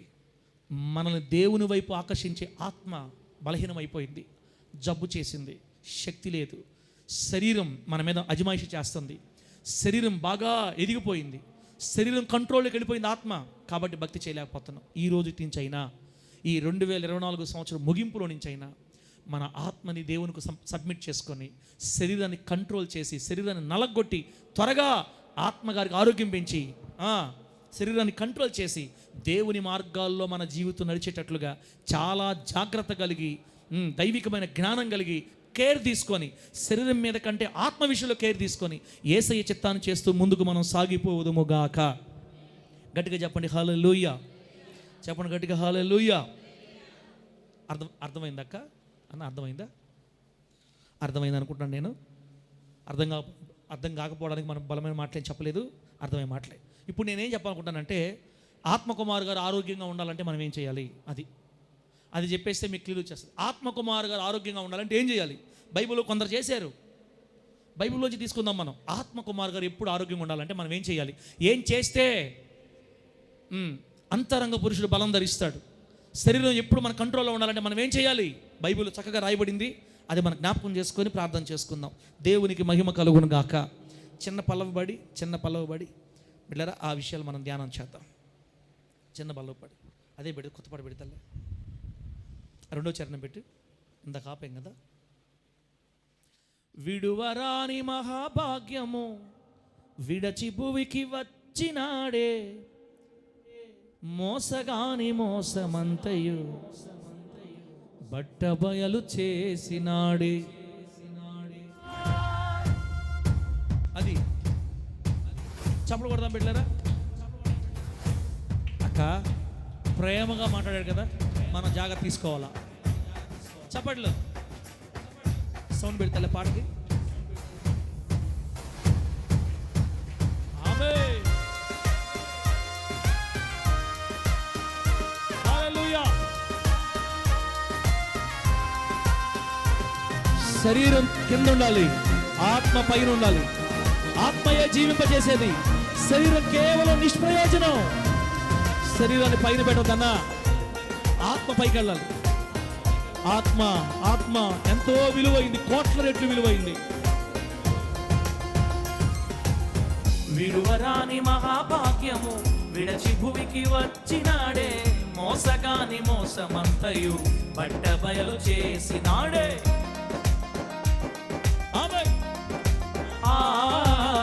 విడువరాని మహాభాగ్యము విడచి భువికి వచ్చినాడే, మోసగాని మోసమంతయు బట్ట బయలు చేసినాడే. పాపపు విషమంతా సిలువ బలముతో తొలగించి మరణ పత్రపు అధికారమును ఎత్తివేసినాడే. ఆమేన్. పాపపు విషమంతా సిలువ బలముతో తొలగించి మరణ పత్రపు అధికారమును ఎత్తివేసినాడే. ఉన్న తోడనే కలువరి సిలువను ఆశ్రయించగానే, ఉన్న తోడనే కలువరి సిలువను ఆశ్రయించగానే, రెప్పపాటునే నవీనత్వము మనకు సొంతమగునే. ఇప్పుడే ఒప్పుకుంటే నడిచేద్దాం ఆత్మకు దేవుడు బలమిస్తాడు యేసు నామములో. సాటి చెప్పుదామా క్రీస్తేసుని ఆగమనం. హల్లెలూయా. గానము చేసేదమా యేసుని గుణాతిశయములనే. ఆరాధించెదమా మన పూర్ణ హృదయముతో. చప్పలు గట్టిగా. గోళమంతా దత్తరిల్లేలా, మన ఊరు వాడ మారు మోగేలా. భూగోళమంతా దత్తరిల్లేలా, మన ఊరు వాడ మారు మోగేలా. సకల సృష్టంతయు నాట్యమాడేలా, మదిలో అణువణువు చిందులేసేలా, దేవుని హృదయం సంతోషించేలా, ఆత్మదేవుడు ఆనందించేలా. అయ్యా ఆత్మకు ఆరోగ్యం కావాలి జనుల కనుమబ్బు తొలగేలా. అయ్యా. సందడి చేద్దామా ఈ క్రిస్మస్ కాంతులలో, సాటి చెప్పుదామా క్రీస్తేసుని ఆగమనం. గానము చేసేదమా యేసుని గుణాతిశయములనే. ఆరాధించెదమా మన పూర్ణ హృదయముతో. హల్లెలూయా. దేవుని నామానికి మహిమ కలుగును గాక. దేవుని బాధ మనకు అర్థమైంది అనుకుంటున్నాను. దేవుని బాధ తన బిడ్డల గుడారాలు పడిపోతే వాటిని తిరిగి కట్టుకోవాలని దేవుడు కోరుకుంటూ మనతో మాట్లాడిన మాట. ఎక్కువగా కొంతమంది ఈ మాటలు చెప్తుంటారన్న తిమ్మతున్న మనతోటి. ఏమని చెప్తారంటే, అన్న చెయ్యాలని ఉంది నాకు భక్తి, చేయలేకపోతున్నానన్న, సినిమాలు చూడకుండా ఆపేద్దామనే నాకు ఆశ, ఆ కళ్ళు కాంపౌండ్కి పోకుండా ఉండాలనే ఆశ, ఈ కోపం ఉందే ఈ కోపాన్ని కంట్రోల్ చేసుకుందామనే ఆశ. నా వల్ల కావట్లేదక్క, ఎంత ట్రై చేసినా నా వల్ల కావడం అని ఎవరైనా మనతో అంటున్నారంటే, నవీనన్న ఎవరైనా ఆ మాటలు అంటున్నారంటే మనలో కూడా దాని అర్థం ఏంటో తెలుసా? ఆత్మకి శక్తి లేదు, శరీరం ఫుల్ బలంతో ఉంది కాబట్టే శరీరం నిన్ను భక్తి చేయకుండా నిన్ను ఆటంకపరిచి ఈడ్చుకెళ్ళిపోతుంది అనమాట. అదే కనుక ఆత్మకు కానీ మంచి బలం ఉందనుకోండి, పొరపాటు ఆ మాట అనలేవు. ఎందుకంటే ఆత్మ బలంతో ఉంటే దేవుని కార్యాలు చేస్తాం మనం. శరీరం బలంతో ఉంది కాబట్టి నీ మాట విన్నీదు, నిన్ను భక్తిలో ఉన్నీదు, నిన్ను లోకం లాక్కెళ్ళిపోద్ది. నువ్వు ఎంత భక్తి చేయాలనుకున్నా వారమో 2 రోజుల్లో 3 రోజులు భక్తి చేపిస్తే 4 రోజులు లాక్కెళ్ళిపోద్ది అంతే. ఎందుకంటే శరీరం బలంగా ఉంది, ఆత్మ బలహీనంగా ఉంది. ఇప్పుడు మనం ఏం చేయాలంటే ఆత్మని శక్తికి పెంచి శరీరాన్ని తగ్గించేయాలి. ఎలా చేయాలి? లోకాసు వార్త 1వ అధ్యాయం, లోకాసు వార్త లాస్ట్ మాట అన్న 5 నిమిషాలు ముగించేద్దాం. లోకాసు వార్త 1వ అధ్యాయం 80వ వచనం చదువుతున్నాను నేను. లోకాసు వార్త 1వ అధ్యాయం 80వ వచనం. శిశువు ఎదిగి ఆత్మయందు బలము పొంది, అదిగో ఇక్కడ ఆత్మకు బలం ఎలా రావాలి? శిశువు ఎదిగి ఆత్మయందు బలము పొంది ఇశ్రాయేలునకు ప్రత్యక్షమొక దినము వరకు ఎక్కడున్నాడంట? అరణ్యములో ఉండెను. లోకాసు వార్త 1వ అధ్యాయం 80వ వచనం అక్క. శిశువు ఎదిగి ఆత్మయందు బలము పొంది ఇశ్రాయేలునకు ప్రత్యక్షమొక దినము వరకు అరణ్యములో ఉండెను. ఈ మాటలోని ఎంత అర్థం ఉందో తెలుసక్క? ఈ మాటలు ఎంత అర్థం ఉందో తెలుసా? రాసుకోండి అక్క. ఆత్మ ఆరోగ్యంగా బలంగా ఉండాలంటే మన దేవుడు మనకిచ్చిన, మనలో ఉంచిన దీపం, నరుని ఆత్మ యెహోవా పెట్టిన దీపం. ఆ దీపం లేకపోతే చీకటి. దేవుడు మనకిచ్చిన ఆత్మ, మన ఆత్మ బలంగా ఉండాలంటే ఇప్పుడు మనం చదివిన ఎవరి గురించో తెలుసా?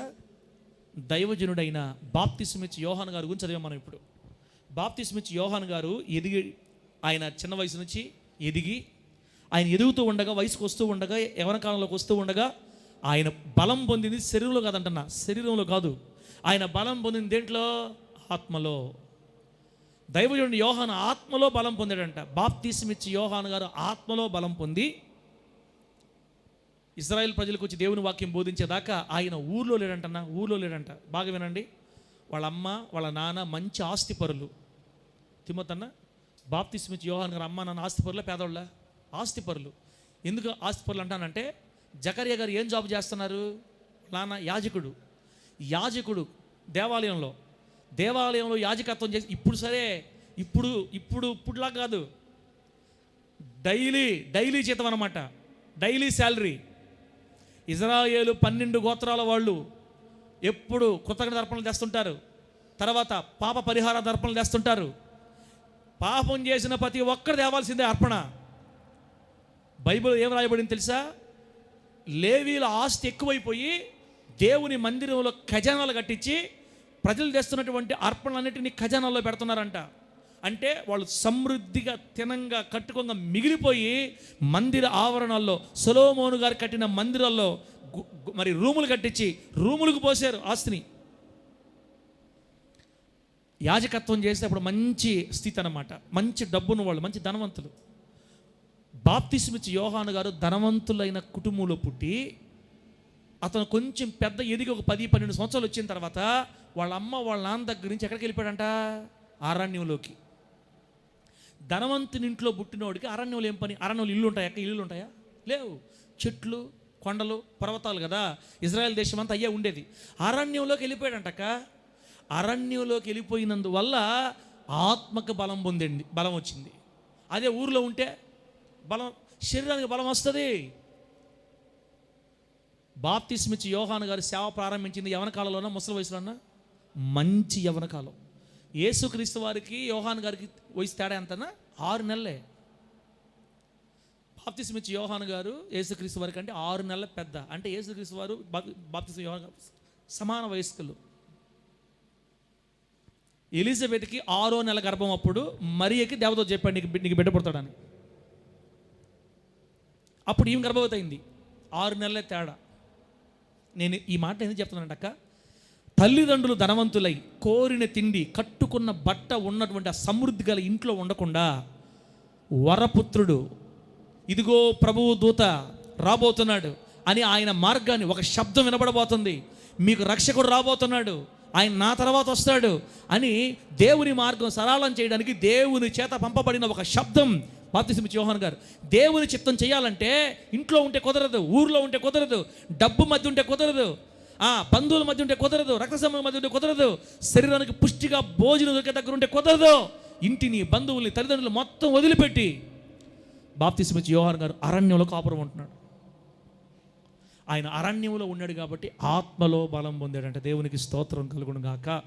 గట్టిగా చెప్పండి హల్లెలూయా. యేసుక్రీస్తు వారు కూడా ఆత్మలో బలం పొందడానికి ఆయన బాప్తిసం పొందిన తర్వాత అరణ్యంలోకి ఎందులో వెళ్ళిపోయాడన్నా? ఎందులో వెళ్ళిపోయాడు? 40 రోజులు వెళ్ళిపోయాడు. 40 రోజులు మనుషులకు దూరంగా, కుటుంబానికి దూరంగా, బంధువులు దూరంగా మొత్తం వెళ్ళిపోయి ఎక్కడో ఒక దగ్గర కూర్చొని 40 రోజులు నల్లగొట్టాడు శరీరాన్ని. అన్న మనం ఎందులో నల్లగొడదాం? అంత పెద్ద మనకు వద్దులే అక్క చెల్లెళ్ళరా. మనము మళ్ళీ ఆ మాట నేను చెప్పాను అనుకో, మళ్ళీ నా మీద కేసులు పెడతారు. మళ్ళీ ఎవరైతే ఉపవాసం అనుకుంటారో వాళ్ళ భర్తలు నా మీద కేసు పెడతారు. పాస్టర్ గారు చెప్పడం వల్ల మా భార్య ఈ విధంగా స్టార్ట్ చేసి భోజనం కూడా చేయకుండా, నేను ఆత్మకుమార్ అంట, దేహకుమార్ అంట, ఇదే మాట పట్టుకో ఉంది. మంద కాదులే. యేసుక్రీస్తు వారు 40 రోజులు ఉపవాసం ఉండి నలగొట్టుకొని ఆత్మశక్తిని పొంది ఆత్మచేత కొనుపబడ్డాడంట అరణ్యానికి. యేసుక్రీస్తు వారు ఆత్మచేత. బాప్తిస్మిచ్చి యోహాను గారు కూడా ఆత్మ యందు బలం పొందడానికి. నా మాట అర్థమవుతుందక? ఇప్పుడు నేను ఈ మాట ఎందుకు చదివించానంటే, ఆత్మ బలం పొందాలంటే నంబర్ 1 మనం ఏం చేయాలంటే అరణ్యపు అనుభవం కలిగి ఉండాలి. ఇది ఫస్ట్. ఆత్మ బలం పొందాలంటే అరణ్యపు అనుభవం మనకు ఉండాలా. అరణ్యపు అనుభవం అంటే మళ్ళీ రాసుకోండి కింద సబ్ టాపిక్ మళ్ళీ 4. అరణ్యపు అనుభవం అంటే ఏంటంటే నంబర్ 1 లోకమునకు వేరుగా ఉండే జీవితం. లోకస్తులు మనం ఒకటి కాదు. నువ్వు ఎప్పుడైతే బాప్తిసం పొందావో, యేసుక్రీస్తుని విశ్వసించావో, బాప్తిసం తీసుకున్నావో, సంఘంలో చేరావో, ఇక లోకంలో ఉన్న వ్యక్తులకి నీకు సంబంధం లేదు. నువ్వు ప్రత్యేకించబడిన జనాంగం అయిపోయావు. లోకమునకు వేరుగా ఉన్నవాడే ఆత్మలో బలం పొందగలుగుతాడు. దేవునికి స్తోత్రం కలుగును గాక. లోకస్తుల మధ్య ఉన్నా కూడా మనకు మురికి అంటకూడదు. లోకస్తులతో మాట్లాడుతున్నా మనం వాళ్ళ మాట తీసుకోకూడదు. అవసరమైతే మన మాట వాళ్ళు వినాలి, కానీ వాళ్ళ మాట మనం తీసుకోకూడదు. నేను చెప్పాను కదా, రివర్స్ అయిపోయింది. ఇప్పుడు శరీరం మనల్ని నడిపిస్తుంది, ఆత్మ మనల్ని నడిపించడం వల్ల శరీరం ఆత్మను కంట్రోల్ చేసేసింది ఇప్పుడు. కాబట్టి వాళ్ళెవరో, ఏందమ్మా నువ్వు చిన్నపిల్లవి ఇట్లా ఉన్నావు, నువ్వు మేము దేవుళ్ళు పూజిస్తున్నాం, ఇంత చిన్న వయసులో నువ్వు ఇట్లా ఉంటే ఎట్లాగా, అసలు నేను పెళ్లి చేస్తారా, నేను పెళ్లి అన్నారు అనుకో, ఇక అంతే, మొత్తం వదిలేసి మళ్ళీ వాళ్ళ ఊటకి వెళ్ళిపోయి మళ్ళీ దుమ్ము అయిపోద్ది. శరీరం మనిషిని కంట్రోల్ చేస్తుంది, ఆత్మను కంట్రోల్ చేస్తుంది. బిడ్డలారా, అరణ్యపు అనుభవం అంటే లోకానికి వేరుగా, లోకాశలకు వేరుగా, లోకస్తులకు వేరుగా. మన పేతురు గారు ఒకటే మాట చెప్పారు, మనము ఈ మూర్ఖులైన ఈ తరం వారికి, ఈ లోకంలో ఉన్న మూర్ఖులైన తరం వారికి మనం వేరుగా ఉండాలంతే. ఇది అరణ్యపు అనుభవం అంటే. బిడ్డరా, దీన్ని ఏమంటారంటే పవిత్రత. లోకస్తుల్లో ఉండేవాళ్ళు అపవిత్రత ఉంటుంది, మనం దేవుని కోసం పవిత్రంగా బ్రతకాలి. రెండోది, లోక ఆచారాలకు వేరుగా వెళ్ళిపోవాలా. అరణ్యపు అనుభవం అంటే లోక ఆచారాలకు వేరుగా. వాళ్ళ ఆచారాలు వేరు, మన ఆచారాలు వేరక్క. మన బైబిల్ ఆచారాలు, బైబిల్ ఏది చెప్తే అదే చేయాలి, ఏది చేయొద్దంటే చేయకూడదంతే. లోకస్తులు రకరకాల ఆచారాలు చెప్తారు, వాళ్ళ ఆచారాలు పెట్టుకున్నారంటే ఇక ఎట్టిపోతాం మనం తెలియదు. మంగళవారం బయటికి తాగకూడదు అంటారు, బుధవారం కూర్చోకూడదు అంటారు, శుక్రవారం నీళ్ళు తాగకూడదు అంటారు, గందరగోళం చెప్తారు వాళ్ళ మాటలంతా. అది అప్పుడు ఓపెన్ చేయకూడదు, ఇది ఇప్పుడు ఓపెన్ చేయకూడదు, అది ఆ టైము ఇది ఈ టైము, పిల్లి ఎలుక దేని బతకనీరు. పాప ఆయనకి ఏదో బాగా చచ్చిపోతే ఆ మనిషిని తగులుకుంటారు. భర్త చచ్చిపోయిన మనిషి మాకు ఎదురు వస్తుంది, ఏం ఉదయం రాకపోతే. ఒకసారి పాస్టర్ అమ్మ నేను షాపుకి పోయాం, ఉదయాన్నే నేను బండి మీద కూర్చోకుండా, పాస్టర్ అమ్మ తెల్లచారు కదా, తెల్లచారు కట్టుకొని ముడేసుకొని, ఇంక నాలాగా భక్తులు లేవు, ఉదయాన్నే షాపుకి పోయింది. నేను వెంటనే ఉన్నా. ఆయన ఒకటే మాట అన్నాడు, అమ్మ అరగంట తర్వాత రా అని నా ముందే చెప్పాడు. పాస్టమ్మ పాప బాధగా వచ్చింది వెనక్కి. ఏంది పాస్టమ్మ ఏంది ఎనలా మళ్ళీ నన్ను నడతావు ఎందుకు, అరగంట తర్వాత రా అంటున్నాడు. అంటే వాళ్ళు ఏమనుకున్నారు, ఈ తెల్లసీర కట్టుకునే వాళ్ళు ఎవరు, మొగుడు చచ్చిపోయిన మనిషి. ఇట్లా వాళ్ళకి ఫస్ట్గా నేను ఇచ్చానంటే నా షాప్ ఈరోజు బాగా జరగదు. ఆచారాలు, మూఢాచారాలు, లోక ఆచారాలు మనలో ఉండకూడదు. అందుకే అరణ్యపు అనుభవం అంటే లోకానికి వేరుగా ఉండాలి, లోక ఆచారాలు కూడా వేరుగా ఉండాలి. బైబిల్ ఒక మంచి మాట ఉంది. హామాను చెప్తున్నాడు రాజుతో, రాజా మన దేశంలో ఒక జాతి చెదిరింది, వాళ్ళ ఆచారాలు వాళ్ళ విధులు సకల ప్రజల విధులకు వేరు. వాళ్ళ ఆచారాలు వేరు, మన ఆచారాలు వేరు, వాళ్ళ విధులు వేరు, మన విధులు వేరు. అట్లాంటి వాళ్ళు నీ దేశంలో ఉంటే నీకు ప్రమాదం. ఎవరి గురించి? ఇజ్రాయేల్ గురించి, మొర్దెకై గురించి మాట్లాడుతున్నాడు అనమాట. యూదుల ఆచారాలు సకల ప్రజల ఆచారాలకు వేరు. దేవునికి మహిమ కలుగును గాక. మనం ఆత్మ సంబంధమైన యూదులమే, వాళ్ళలాగా మనం ఏంటక్క. వాళ్ళు పెళ్లి చేసుకునే సీజన్లో మనం పెళ్లి చేసుకోవడం ఏంది, వాళ్ళు ఇల్లు కట్టుకునే సీజన్ మనం కట్టుకోవడమే. కొన్ని చూసి సోనక బావాలన్నా నీకు తెలియదా? ఆత్మగారు పనిచేస్తున్నారా మీలో? అమ్మా శరీరం గారు పనిచేస్తున్నారా? మా బంధువులు చెప్పారన్నా, ఒరే నాయనా నువ్వు మాటండిరా తండ్రి, ఎందుకు సంపన్న అవుతావు నువ్వు. ఒక ఆమె అనేసింది నన్ను, సార్ మీరు చెప్తే మీరు వినరు, ఆడ చూస్తే మా పిల్లలు వినటంలే, ఏం చెప్పండి మధ్య నేను చావాలా, ఏదో ఒక ప్రార్థన చేసి పోకూడదా అనింది నన్ను. ఇంక నేనేం మాట్లాడేది అంత అన్న తర్వాత ఇంక రెండోసారి ఏం మాట్లాడకూడదని అప్పటికే తెచ్చిపెట్టేసింది. పాలు, రూపాయి బెళ్ళలు, 10 పైసలు, 10 పైసలు కదా, 5 రూపాయల బెళ్ళలు, 10 రూపాయలు మొత్తం తెచ్చిపెట్టేసి ఒక పాల్లో వేసింది. ఆ పాలు కదిలిస్తే టంగ్ టంగ్ టంగ్ కింద డబ్బులు వేసి పెట్టి, ఏందక్క ఇదంతా? కూతురు చెప్పిందిలే ప్రార్థన చేయి అంటది. ఇంకా నా మాట ఏం తీసుకోవట్లా, కూతురు చెప్పిందంట. నేను ఒకటే మాట చెప్పా, ప్రార్థన చేసి యేసు రక్తాన్ని పోసి వెళ్తా. నువ్వు కూతురు చెప్పి ఏమి చెప్పింది అన్నీ చేసుకో, బొట్లు పెట్టుకో, ఏమని పెట్టుకో, నాకు సంబంధం లే. నా ముందు చేస్తే నేను దేవుడు లెక్క చెప్పాలక్క, నీకు దండాలు పెడతా, ఇంతకంటే నేను ఇంకేం చేయలేనని ప్రార్థన చేసి. లోక ఆచారాలు, అరణ్యపు అనుభవం ఎట్లా ఉంటుందంటే లోక ఆచారాలకు వేరుగా ఉంటుంది. దీన్నే మాదిరి అంటారు. లోకానికి అపవిత్రతకు వేరుగా ఉండడానికి పవిత్రత అయితే, లోక ఆచారాలకు వేరుగా ఉండడం మాదిరి. మూడోది బిడ్డలారా, అరణ్యపు అనుభవం అంటే అర్థం ఏంటంటే, మూడోది మనుషులకు దూరంగా వెళ్ళి దేవునితో గడపాలా. ఇదే అరణ్యపు అనుభవం అంటే. ఇప్పుడు మనం అరణ్యాలకు పోలేం. అటు అరణ్యంలోకి పోయే నా ఫోన్ పోగొట్టుకున్నా, ఎడా అరణ్యంలోకి పోవాలని దేవుడు చెప్పాడని నేను కూడా అరణ్యంలోకి పోయా ఈ మధ్యకాలంలో. అసలు పోయిన సంవత్సరంలో పోయినోడిని జాగ్రత్తగా ఫోను బ్యాగులో పెట్టుకోవాల్సింది. అదెందో కృప, ప్రార్థనలో ఉంటేనే తూగు వస్తుంది. ఒక 5 నిమిషాలు అట్లా కనుమూసి మళ్ళీ లేచి ప్రార్థన చేసుకుందాం. సాయంత్రం కదా పోయేది, ఒక అరగంట నిద్రపోతే దేవుడు ఏమనుకోలేని బయట పెట్టి ఫోన్ని స్తోత్రం స్తోత్రం స్తోత్రం అంట కళ్ళు మూసా. 5 నిమిషాల తర్వాత కళ్ళు తెరిచేళ్ళకి ఫోన్ లేదు. నేను ఉండేది ఇంట్లోనా, అరణ్యంలో కదా. ఆ దెబ్బతో అరణ్యం మానేసుకుని నాకు ఒక చిన్న రూమ్ అయినా, సింగిల్ బెడ్రూమ్ కాకుండా ఏదైనా 2 బెడ్రూమ్లు ఉండేది ఇల్లు అప్పుడే ఆడసం స్టార్ట్ చేశాను. ఇంక అరణ్యం వద్దులేండి ఆయన, అరణ్యం పోయి ఇప్పుడు నేను ఆగలేను. ఎక్కడ పెట్టే దొంగలే, ఎడబట్టినా ఈ తాగేవాళ్ళే, ఎక్కడ పోయి ప్రార్థన చేయాలా? అప్పుడు అంత పరిశుద్ధంగా ఇప్పుడు లేవులే నాయన. ఇప్పుడు నేనేమంటానంటే, మనుషుల నుంచి దూరంగా వెళ్ళి గదిలోకి వెళ్ళి తలిపేసేసుకొని ఏకాంతమందు ప్రభువుతో గడపడమే అరణ్యపు అనుభవం. ఆమెను చెప్పండి, గట్టిగా చెప్పండి హల్లెలూయ. మనుషులకు దూరంగా దేవునితో గడపడాన్నే అరణ్యపు అనుభవం అంటారండి. దాన్ని సహవాసం అంటారు. దేవునితో సహవాసం, ఫెలోషిప్ విత్ గాడ్. లోకానికి వేరుగా ఉండడం పవిత్రత, లోక ఆచారాలకు వేరుగా ఉండడం మాదిరి, మనుషులకు దూరంగా దేవునితో గడపడం సహవాసం. 4వది ఆ ఏకాంతంలో ప్రార్థన. ఏకాంత ప్రార్థన దేవునితో మాట్లాడటం. ఇప్పుడు నేను ఇంతవరకు మీకు ఏం చెప్పాను? ఆత్మకు బలం పొందాలంటే, ఆత్మగారు ఆరోగ్యంగా ఉండాలంటే, ఆత్మకుమారు గారు బలం పొందుకోవాలంటే, శరీరానికి ఎంత కేర్ తీసుకుంటావో ఖచ్చితంగా మనము మన ఆత్మ గురించి అంత కేర్ తీసుకోవాలన్నా తీసుకుంటేనే నీ ఆత్మ బలంగా ఉంటుంది. ఇది నీకు కష్టం అనిపిస్తుంది, ఇది మనం చేయలేము అనిపిస్తుంది కదా. ఇప్పుడు నీకు మన వల్ల కాదండి, మనం చేయలేం పాస్టర్ గారు, మేము చేయలేం పాస్టర్ గారు, అలా ఎందుకు అనుకుంటున్నామంటే ఆల్రెడీ ఆత్మని దేహం కంట్రోల్ చేస్తుంది కాబట్టి నీకు కష్టంగా ఉంది.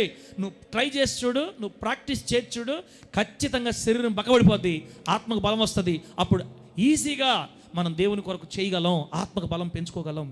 దేవునికి మహిమ కలుగును గాక. గట్టి చెప్పండి హల్లెలూయా. 4 చెప్పా. ఈ 4 దేంట్లోనా? అరణ్యపు అనుభవం. యోహాను గారు తల్లిదండ్రుల్ని, ధనవంతులను తల్లిదండ్రులను వదిలిపెట్టి ఊర్లో అరణ్యంలోకి ఎందుకు వెళ్ళాడంటే, ఆయన ఊరిలో ఉన్న ఈ వ్యసనాలకి, ఈ ఊరిలో ఉన్న బంధాలకి, ఈ ఊరిలో ఉన్న రుచిగల భోజనం దూరం అయిపోయాడు. అక్క బాప్తిస్మ యోహాను ఆహారం ఏందక్క? సలమక్క, బాప్తిస్మ యోహాను గారు ఆహారం ఏంది? రోటీ, కబాబా, వేస్తుంటారు. బాప్తిస్మ యోహాను గారికి రోటీలు, కబాబులు, చికెన్ 65లు ఇవన్నీ ఆడనే. ఆయన ఏం తిన్నాడంటే అడవి తేనె, మిడతలు, అడవి తేనె. మిడతలు కూడా తింటారంట. మరి మన ఏరియాలో తింటారు తెలియదు, కానీ ఇజ్రాయెల్ దేశంలో తింటారు. అవి పొలంలో ఉండే మిడతలు తింటారు. మిడతలు తినేవాడంట, తాగడానికి అడవి తేనె తాగేవాడు. ఇంకంతే ఆయన ఆహారం. మిడతలు తిని తేనె తాగితే ఏమన్నా పొట్ట వస్తుందనా? మీరు చెప్పండి. ఎన్ని మిడతలు తింటే పొట్ట రావాలా? అంటే నాకు తెలిసి ఇసరక యోహాను గారు బ్రతకడానికే తినేవాడు. పాపం బ్రతకడానికి తినేవాడు. తినేది మిడతలు, తాగేది తేనె. గంటల దేవునితో కూర్చోడమే దేవునికి స్తోత్రం కలుగునగాక. ఆత్మ మాత్రం బలంగా పుంజుకున్నాడు. శరీరం ఎయిడ్స్ పేషెంట్ అంతే. చూస్తే ఎట్లుంటాడంటే గడ్డం లోపలికి పోయి అదొక రకమైన ఇప్పుడు మనిషి. ఆ పైన బట్టలు లేవు. ఆ బట్టలు ఏంటంటే ఏందది ఒంటె రోమల వస్త్రాన్ని పైన వేసుకొని ఒక చిన్న కింద దట్టి కట్టుకుంటే ఆ మనిషిని చూస్తే ఎవరన్నా అసలు ఇష్టపడతారా? పాస్టర్లు గడ్డాలు పెంచుకుంటే పెద్ద బాధ అయిపోతుంది. ఇప్పుడు ఏంది గడ్డం పెంచుకుంటున్నాడు, తీసుకెళ్ళేవా? నీకేమి, మేము మా బాధలు మేము పెంచుకుంటాం, నీకెందుకు? ఎంత స్లిమ్గా ఉండాలా, ట్రిమ్గా ఉండాలా. ఇప్పుడు ట్రిమ్గా ఉండి మేము ఎవరిని ఇప్పుడు మేము ఏం చేయాలయ్యా? ఎందుకయ్యా మా గడ్డలతో నీకేం పనయ్యా? ఆయన చూడు, ఒకసారి ఆయన చూడండి. అన్న అరణ్యాల్లో స్నానాలు బాగా చేస్తారా? నీళ్ళు ఉంటాయా? ఎక్కడ పోవాలా? ముందే అరణ్యం అది. ఎట్ట పోవాలా? ఆయన స్నానం చేస్తున్నాడా లేదా? ఎట్టున్నాడు? ఏంది? అరణ్యులు ఏం మనిషి, ఏం పని ఆ మనిషికి? శరీరం చచ్చిపోవాలంటే అరణ్యంలోనే ఉండాలా? అటనే స్నానం చేయలేదు నేను చెప్పడం లేదులే. స్నానం చేసేవాడు. ఇహ సంబంధమైన వస్త్రాలు అప్పట్లో బిడ్లారా బాగానండి, రాజులు ధరించే వస్త్రాలు అందుబాటులో ఉన్నాయక్క. రాజులు ధరించే వస్త్రాలు అందుబాటులో ఉన్నాయి. అప్పుడు డబ్బు లేని వాళ్ళు ఏం కాదు, మంచి డబ్బులు నాన్న అమ్మ అప్పుడు వచ్చిపోతున్నారు, లోపలికి వచ్చి కుమారుడికి ఏదో ఇచ్చిపోతున్నారు. అవసరమైతే మంచి బట్టలు ఇస్తారు. ఏది తీసుకోవట్లా. ఒంటి రోమల వస్త్రం, తోలు దట్టి, అంతే. ఫ్రీ, ఇబ్బంది లేని పని. అడిగితేనే మిడతలు. ఇట్లాంటి ఆహారం తినేవాడికి ఏం కోరికలు వస్తాయి? ఇట్లాంటి ఆహారం తినేవాడికి శరీరం ఏం బలం వస్తుంది? గంటల పాటు దేవుని మోకాళ్ళలోంచి తండ్రితో మాట్లాడతాడు, దేవునితో మాట్లాడతాడు. 33 సంవత్సరాల వయసు వచ్చేసరికి ఎట్టబెట్టి తెలుసా, ఒక్క మాట మాట్లాడితే వెంటనే మారు మనసు పొంది బాప్తిస్మం తీసుకుంటారు. దేవునికి స్తోత్రం కలుగును గాక. 33 సంవత్సరాల వయసులో వచ్చి వాక్యం స్టార్ట్ చేస్తే యూదయ, సమరయ, గల్లయ ప్రాంతాల నుంచి అనేకులు యోర్దాను నదికి, అరణ్యములోనికి యోహాను దగ్గరకు వచ్చి ఆయన మాటలు విని బాప్తిస్మం పొందారంట. ఆత్మ బలం పొందుకున్న పాస్టర్ మాట్లాడితేనే ఆత్మలు మారతారు. శరీరం బలం పొందుకొని ఈ విధంగా ఉండి ఇట్లా ఉండి నేను చెప్పలేను, నాకు ఎందుకు వచ్చిన బాధలు అవన్నీ, ఇతరులతో మనకెందుకు, మనం చూసుకుంటే పోద్ది. దైవజనం ఎట్లా ఉండాలి తెలుసా, చూడటానికి అసహ్యం అయిపోవాలంతే. వాళ్ళే జయిస్తారు, వాళ్ళే ఈ లోకాన్ని ప్రభావితం చేయగలుగుతారు, కొందరినైనా ప్రభు కోసం మార్చగలుగుతారు. ఇప్పుడు మీకు చెప్పేసాను నేను, ఇప్పుడు నేను మళ్ళీ లావు మళ్ళీ నడతారు రేపు మీరు. అన్నా నువ్వు చెప్పావు కదా, నువ్వేం చెప్పావమ్మన్నా, నువ్వు ఎందుకు లావు అవుతాను, ఎందుకు అడగండి, మీరు అడగల నన్నే కాదు ఏ సేవకుని అడగాల. దైవజనుడు తగ్గిపోవాలంతే, శరీరాన్ని అలగొట్టాలా, ఆత్మ బలం పెరగాల. చూడటం ఎట్టయిపోవాలి తెలుసా, ముసలుడిలాగా అయిపోవాలంతే. మీ ముసలుడు ఏం మనిషి ఇస్తున్నాడు, ప్రభావితం చేయాలమ్మా, ప్రభావితం చేసే భక్తి చేయాలని చెప్తున్నాను. ఇదంతా కూడా రేపటి నుంచి మీరు నన్ను ప్రశ్న మీద ప్రశ్నలు ఇవ్వకండి. ఏమన్నా ఇంకా లావు ఉన్నావు, నువ్వు ఎప్పుడు తగ్గుతావు, ఏంది ఈ మధ్య మళ్ళీ నువ్వు పోస్తున్నావు అనబాకండి. చెప్పా నేను అట్లా మీకు, అంతే. ఆత్మకి ఆరోగ్యం కావాలంటే అరణ్యంలోనికి వెళితే తప్ప కుదరదు. అరణ్యం అని చెప్పాను కదా, లోకానికి వేరుగా, లోకాచారాలకు వేరుగా, మనుషులకు దూరంగా దేవునితో సహవాసం. 4వది ఏకాంత ప్రార్థన. ఈ 4 ఎవరైతే చేస్తారో వాళ్ళు లోకాన్ని షేక్ చేస్తారు యేసు నామములో. ఆమె చెప్పడం గట్టిగా. పౌలు గారిని, శీల గారిని ఒక పేరు పెట్టారు, భూలోకాన్ని తల క్రిందులు చేసేవాళ్ళు ఎక్కడ కూడా వచ్చారని. నువ్వు ఎక్కడైనా నిలబడితే భూలోకం తలకిందులు అయిపోతాయి. నువ్వు ప్రార్థన చేస్తే విడిపోబోతున్న కుటుంబాలు కట్టబడిపోతాయక్క. నువ్వు ప్రార్థన చేస్తే భార్యాభర్తలు అసమాధానంతో ఉన్నవాళ్ళు కట్టబడిపోతారు. నువ్వు ప్రార్థన చేస్తే ఉద్యోగాలు వాళ్ళకి ఉద్యోగాలు వస్తాయి. నువ్వు ప్రార్థన చేస్తే గొప్ప గొప్ప అద్భుతాలు, స్టెఫను చేసిన అద్భుతాలు లాంటి అద్భుతాలు మనకు కూడా దేవుడు చేసే కృపణిస్తాడు. ఎప్పుడు ఆత్మకు బలం పొందినప్పుడు, ఆత్మ బలం పొందుకున్నప్పుడు. దేవుని నామానికి మహిమ కలుగును గాక. చెప్పండి గట్టిగా హల్లెలూయా. బిడ్డలారా, 2వది, ఒకటేమో ఆత్మ ఆరోగ్యంగా ఉండాలంటే ఒకటేమో అరణ్యపు అనుభవం కలిగి ఉండాలి. 2వది దేవుని వాక్యాన్ని తినాలి. ఆయన ఉండేది అరణ్యంలో, తినేది అడవి తేనె, మిడతలు. తేనె అని అర్థమైంది, జుంటి తేనె దారాల కన్నా మధురమైనది నీ వాక్యం. తేనె దేవుని వాక్యాన్ని సాదృశ్యం. దేవుని వాక్యాన్ని తిన్నవాళ్లే ఆత్మలో బలం పొందుకుంటారు. దేవుని వాక్యాన్ని తినడం అంటే వాక్యం చదవాలి, ధ్యానించాలి. 2వది దైవజనులు చెబుతున్నప్పుడు వాక్యాన్ని వినాలి, అది శ్రద్ధగా వినాలి. దేవుని వాక్యమును శ్రద్ధగా విని, శ్రద్ధగా చదివి, శ్రద్ధగా ధ్యానించి, దేవుని బైబిల్లో వాక్యంలో ఉన్న మకరందాన్ని ఆస్వాదించాలా. నువ్వు తింటుంటే కడుపు నిండిపోవాలి. యేసునామములో ఆమేన్ చెప్పండి గట్టిగా. దేవుడు చెప్పాడు ప్రవక్తతో, నీ నోరు తెరువు, నీ నోటిని నేను నింపుతాను. పుస్తకం ఇచ్చి తినేసాడు దైవజనుడు, తినేశాడు. తింటే నోటికి మధురంగా ఉందంట తేనె కంటే. దేవుని బిడ్డలారా, నా 2 చేతులు జోడించి చెప్తున్నానక్క, ఓ అక్క కమలక్క, ఇంకా అయిపోయింది. మీ ముఖాలు చూస్తే ఇంకా జాలి ఆపన్న. ఈరోజే నువ్వు పరలోకం తీసుకుంటాడు మమ్మల్ని. నువ్వు ఈరోజే ఎన్ని సంవత్సరాలు నువ్వు వాక్యం చెప్పాలి, ఇంకా ఏది ఈరోజే మమ్మల్ని పరలోకం తీసుకుపోతావా, ఇంకా జాలి ఆపు అన్నాడు. చూస్తాను, ఆపేస్తా, అయిపోయింది, అర్థమైపోయింది నాకు. దేవుని వాక్యాన్ని తిందాం అక్క, తినండి, చదవండి, ధ్యానించండి, వినండి ఎక్కువగా. దేవుని వాక్యమే మనకు ఆహారం, దేవుని వాక్యమే మనకు ఊట, దేవుని వాక్యమే మనకు బలం, దేవుని వాక్యమే మనకు గురి. నీ స్థలం మారిపోవాలి, నువ్వు కాపురం ఉండే స్థలం మారిపోవాలి. ఆత్మబలం పొందాలంటే నీ ఆహారం కూడా మారిపోవాలి. దేవుని వాక్యమే తినాలి. దేవుని నామానికి మహిమ కలుగును గాక. లాస్ట్ మాట, ఉపవాసముతో, అవసరాన్ని బట్టి అప్పుడప్పుడు ఉపవాసముతో శరీరాన్ని నలగొట్టాలి. చెల్లరా, బైబిల్ మూసి చెప్తాను. ఉపవాసం ఎప్పుడు ఉండాలి? ఉపవాసం ఎప్పుడు ఉండాలి? కష్టాలు వచ్చినప్పుడు కాదు, సమస్యలు వచ్చినప్పుడు కాదు. ఉండొచ్చు, ఇబ్బంది లేదు, కానీ నిజంగా ఉపవాసం ఎప్పుడు ఉండాలంటే నీ శరీరం నీ మాట వినకుండా నిన్ను బహుగా ఇబ్బంది పెట్టి పాపం వైపు తోస్తున్నప్పుడు మాత్రం ఖచ్చితంగా ఉపవాసం ఉండాలి మనం, అంతే. అదే సైను. ఎంత కంట్రోల్ చేస్తున్నా నీ శరీరం నీ మాట వినకుండా నిన్ను బలవంతంగా ముందుకు తోస్తుంటే, నా మాటలు మీకు అర్థం అవుతున్నాయని అనుకుంటున్నాను నేను. ఎవరు బయట చెప్పుకోరు ఈ సందర్భాలు, ఎవరు బయట చెప్పుకోరు. మనకు తెలుసు కొన్ని సందర్భాలు వస్తాయి. అది నేత్రాశ కావచ్చు, శరీరాశ కావచ్చు, జీవపడంబం కావచ్చు. పదే పదే నీ హృదయంలో గర్వం రేపుతా ఉందనుకో, మన స్థాయిని బట్టి, మన డబ్బును బట్టి, ఉద్యోగాలను బట్టి, వ్యాపారాలను బట్టి, చేతి పనులను బట్టి, ఇతర పక్కింట్లో కంటే మనం బాగున్న దాన్ని బట్టి, అందరికంటే మన సమృద్ధి ఉన్న దాన్ని బట్టి ఊరకోరకే నీ హృదయం ఉప్పొంగి నీ గుండెల్లో ఊరకోరకే గర్వం వస్తుంటే వెంటనే ఉపవాసం ఉండాలా. తర్వాత యవనస్తులైతే కళ్ళు మనల్ని ఇబ్బంది పెడుతున్నాయి, ఎంత కంట్రోల్ చేసినా దురాశలు దాడి చేస్తున్నాయి, భయంకరంగా బాధ చేస్తుంది, పవిత్రత భంగం కలుగుతుంది, మరి కళల్లో కూడా ప్రశాంతంగా మనల్ని పడుకోనివ్వట్లేదు, అపవిత్రత దాడి చేస్తుంటే ఉండిపోవాలి ఉపవాసం అంతే. నీ శరీరం నేను ఇబ్బంది పెట్టినప్పుడల్లా, పవిత్రతకు భంగం కలిగినప్పుడల్లా ఖచ్చితంగా మనం ఉపవాసం ఉండాలి, శరీరం నల్లగొట్టాలి, ఎక్కువగా ప్రార్థన చేయాలి. దేవుడు మరలా కంట్రోల్ చేస్తాడు. శరీరం బలం తగ్గిపోద్ది, ఆత్మ బలం పుంజుకుంటుంది, మరలా సైలెంట్ అయిపోద్ది శరీరం, అప్పుడు నువ్వు భక్తి చేయగలుగుతావు. ఇట్లా భక్తికి ఆటంకం కలుగుతున్నప్పుడు మనం ఎక్కువగా ఉపవాసం చేయాలి, మిగతా రోజుల్లో మనం తగ్గి చేయాలి. ఎక్కువ ఉపవాసాలు ఉన్నా కూడా గ్యాస్ ట్రబుల్ పెరుగుతున్నాయంట. ఉపవాసాలు ఎక్కువ ఉండమని నేను చెప్పడం లేదు, నీ శరీరం మనల్ని భక్తి చేయనీయకుండా మనల్ని ఆటంకపరిచేటప్పుడు మాత్రం ఖచ్చితంగా చేయాలి. ఇక మిగతా సమయాల్లో ప్రార్థన చేసుకుంటా ఒక్క పూట కూడా ఉండకుండా శుభ్రంగా తినాలా. తింటేనే దేవుని పని చేయగలుగుతాం, కుటుంబంలో పని చేయగలుగుతాం, బిడ్డల కోసం బతకగలుగుతాం. అట్లా కానీ మొత్తం మానేసిన జాగ్రత్త, మళ్ళీ నా మీద మళ్ళీ బాధపడతారు అందరూ. ఎప్పుడు ఉపవాసం ఉండాలో మీకు చెప్పాను.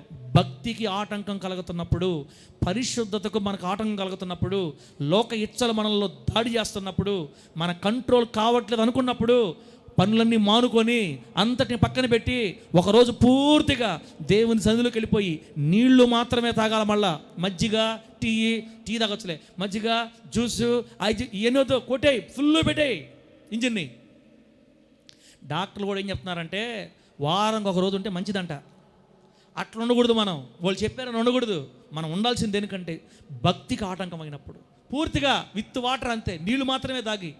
మధ్యాహ్నం కల్లా ఉంటుంది దేహకుమార్ గారు ఆవురు అంటారు. ఇక దేహకుమార్ గారు కళ్ళు తిరుగుతుంటాయి. ఏమ్రా 2 రోజుల నుంచి కళ్ళల్లో వాళ్ళు ఇబ్బంది పెడుతున్నావు కదా, ఏం నోర్మై. దేహకుమార్ గారు సాయంత్రం కల్లా పడుకోవాలి గమ్ముగా. నాయనకి దండాలు పెడతా, నాకు రే టిఫిన్ అన్న పెట్టరా, 2 బోండాలు పెట్టరా, అయా. అప్పుడు ఆత్మకుమార్గా పైకి వస్తారు. దేవునికి స్తోత్రం కలుగును గాక. ఈ విధంగా నీ శరీరం కంట్రోల్ చేసుకుంటా, నలగొడతా, శరీరం నలగొట్టి లోపరుచుకొని ఆత్మ సహవాసంతో, దేవుని పరిశుద్ధాత్మ సహాయంతో భక్తిని జాగ్రత్తగా కాపాడుకుంటూ వెళ్ళిన వాళ్ళే రేపు జీవానికి, సమాధానానికి చేరుకుంటారు. దేవుని నామానికి మహిమ కలుగును గాక. గట్టి చెప్పండి హల్లెలూయా. బిడ్డలారా, ఒక్కసారి ఆలోచించుకోండి అక్క, మీ ఆత్మ ఆరోగ్యం ఎట్టుంది ఇప్పుడు? తల్లి, ఒక్కసారి ప్రశ్న, దేవునితో మాట్లాడదు, ఇంకెవరితో మాట్లాడొద్దు. ఒక 5 నిమిషాలు మాట్లాడుకుందాం దేవుడితో. తమ్ముడు ఫోన్ సౌండ్ పెట్టి, దేవుడి మాటలు మనకు ఆశీర్వాదకరంగా మార్చి వర్ధిల్ల చేయను గాక. కళ్ళు మూసుకోండి, ప్రార్థన చేయండి.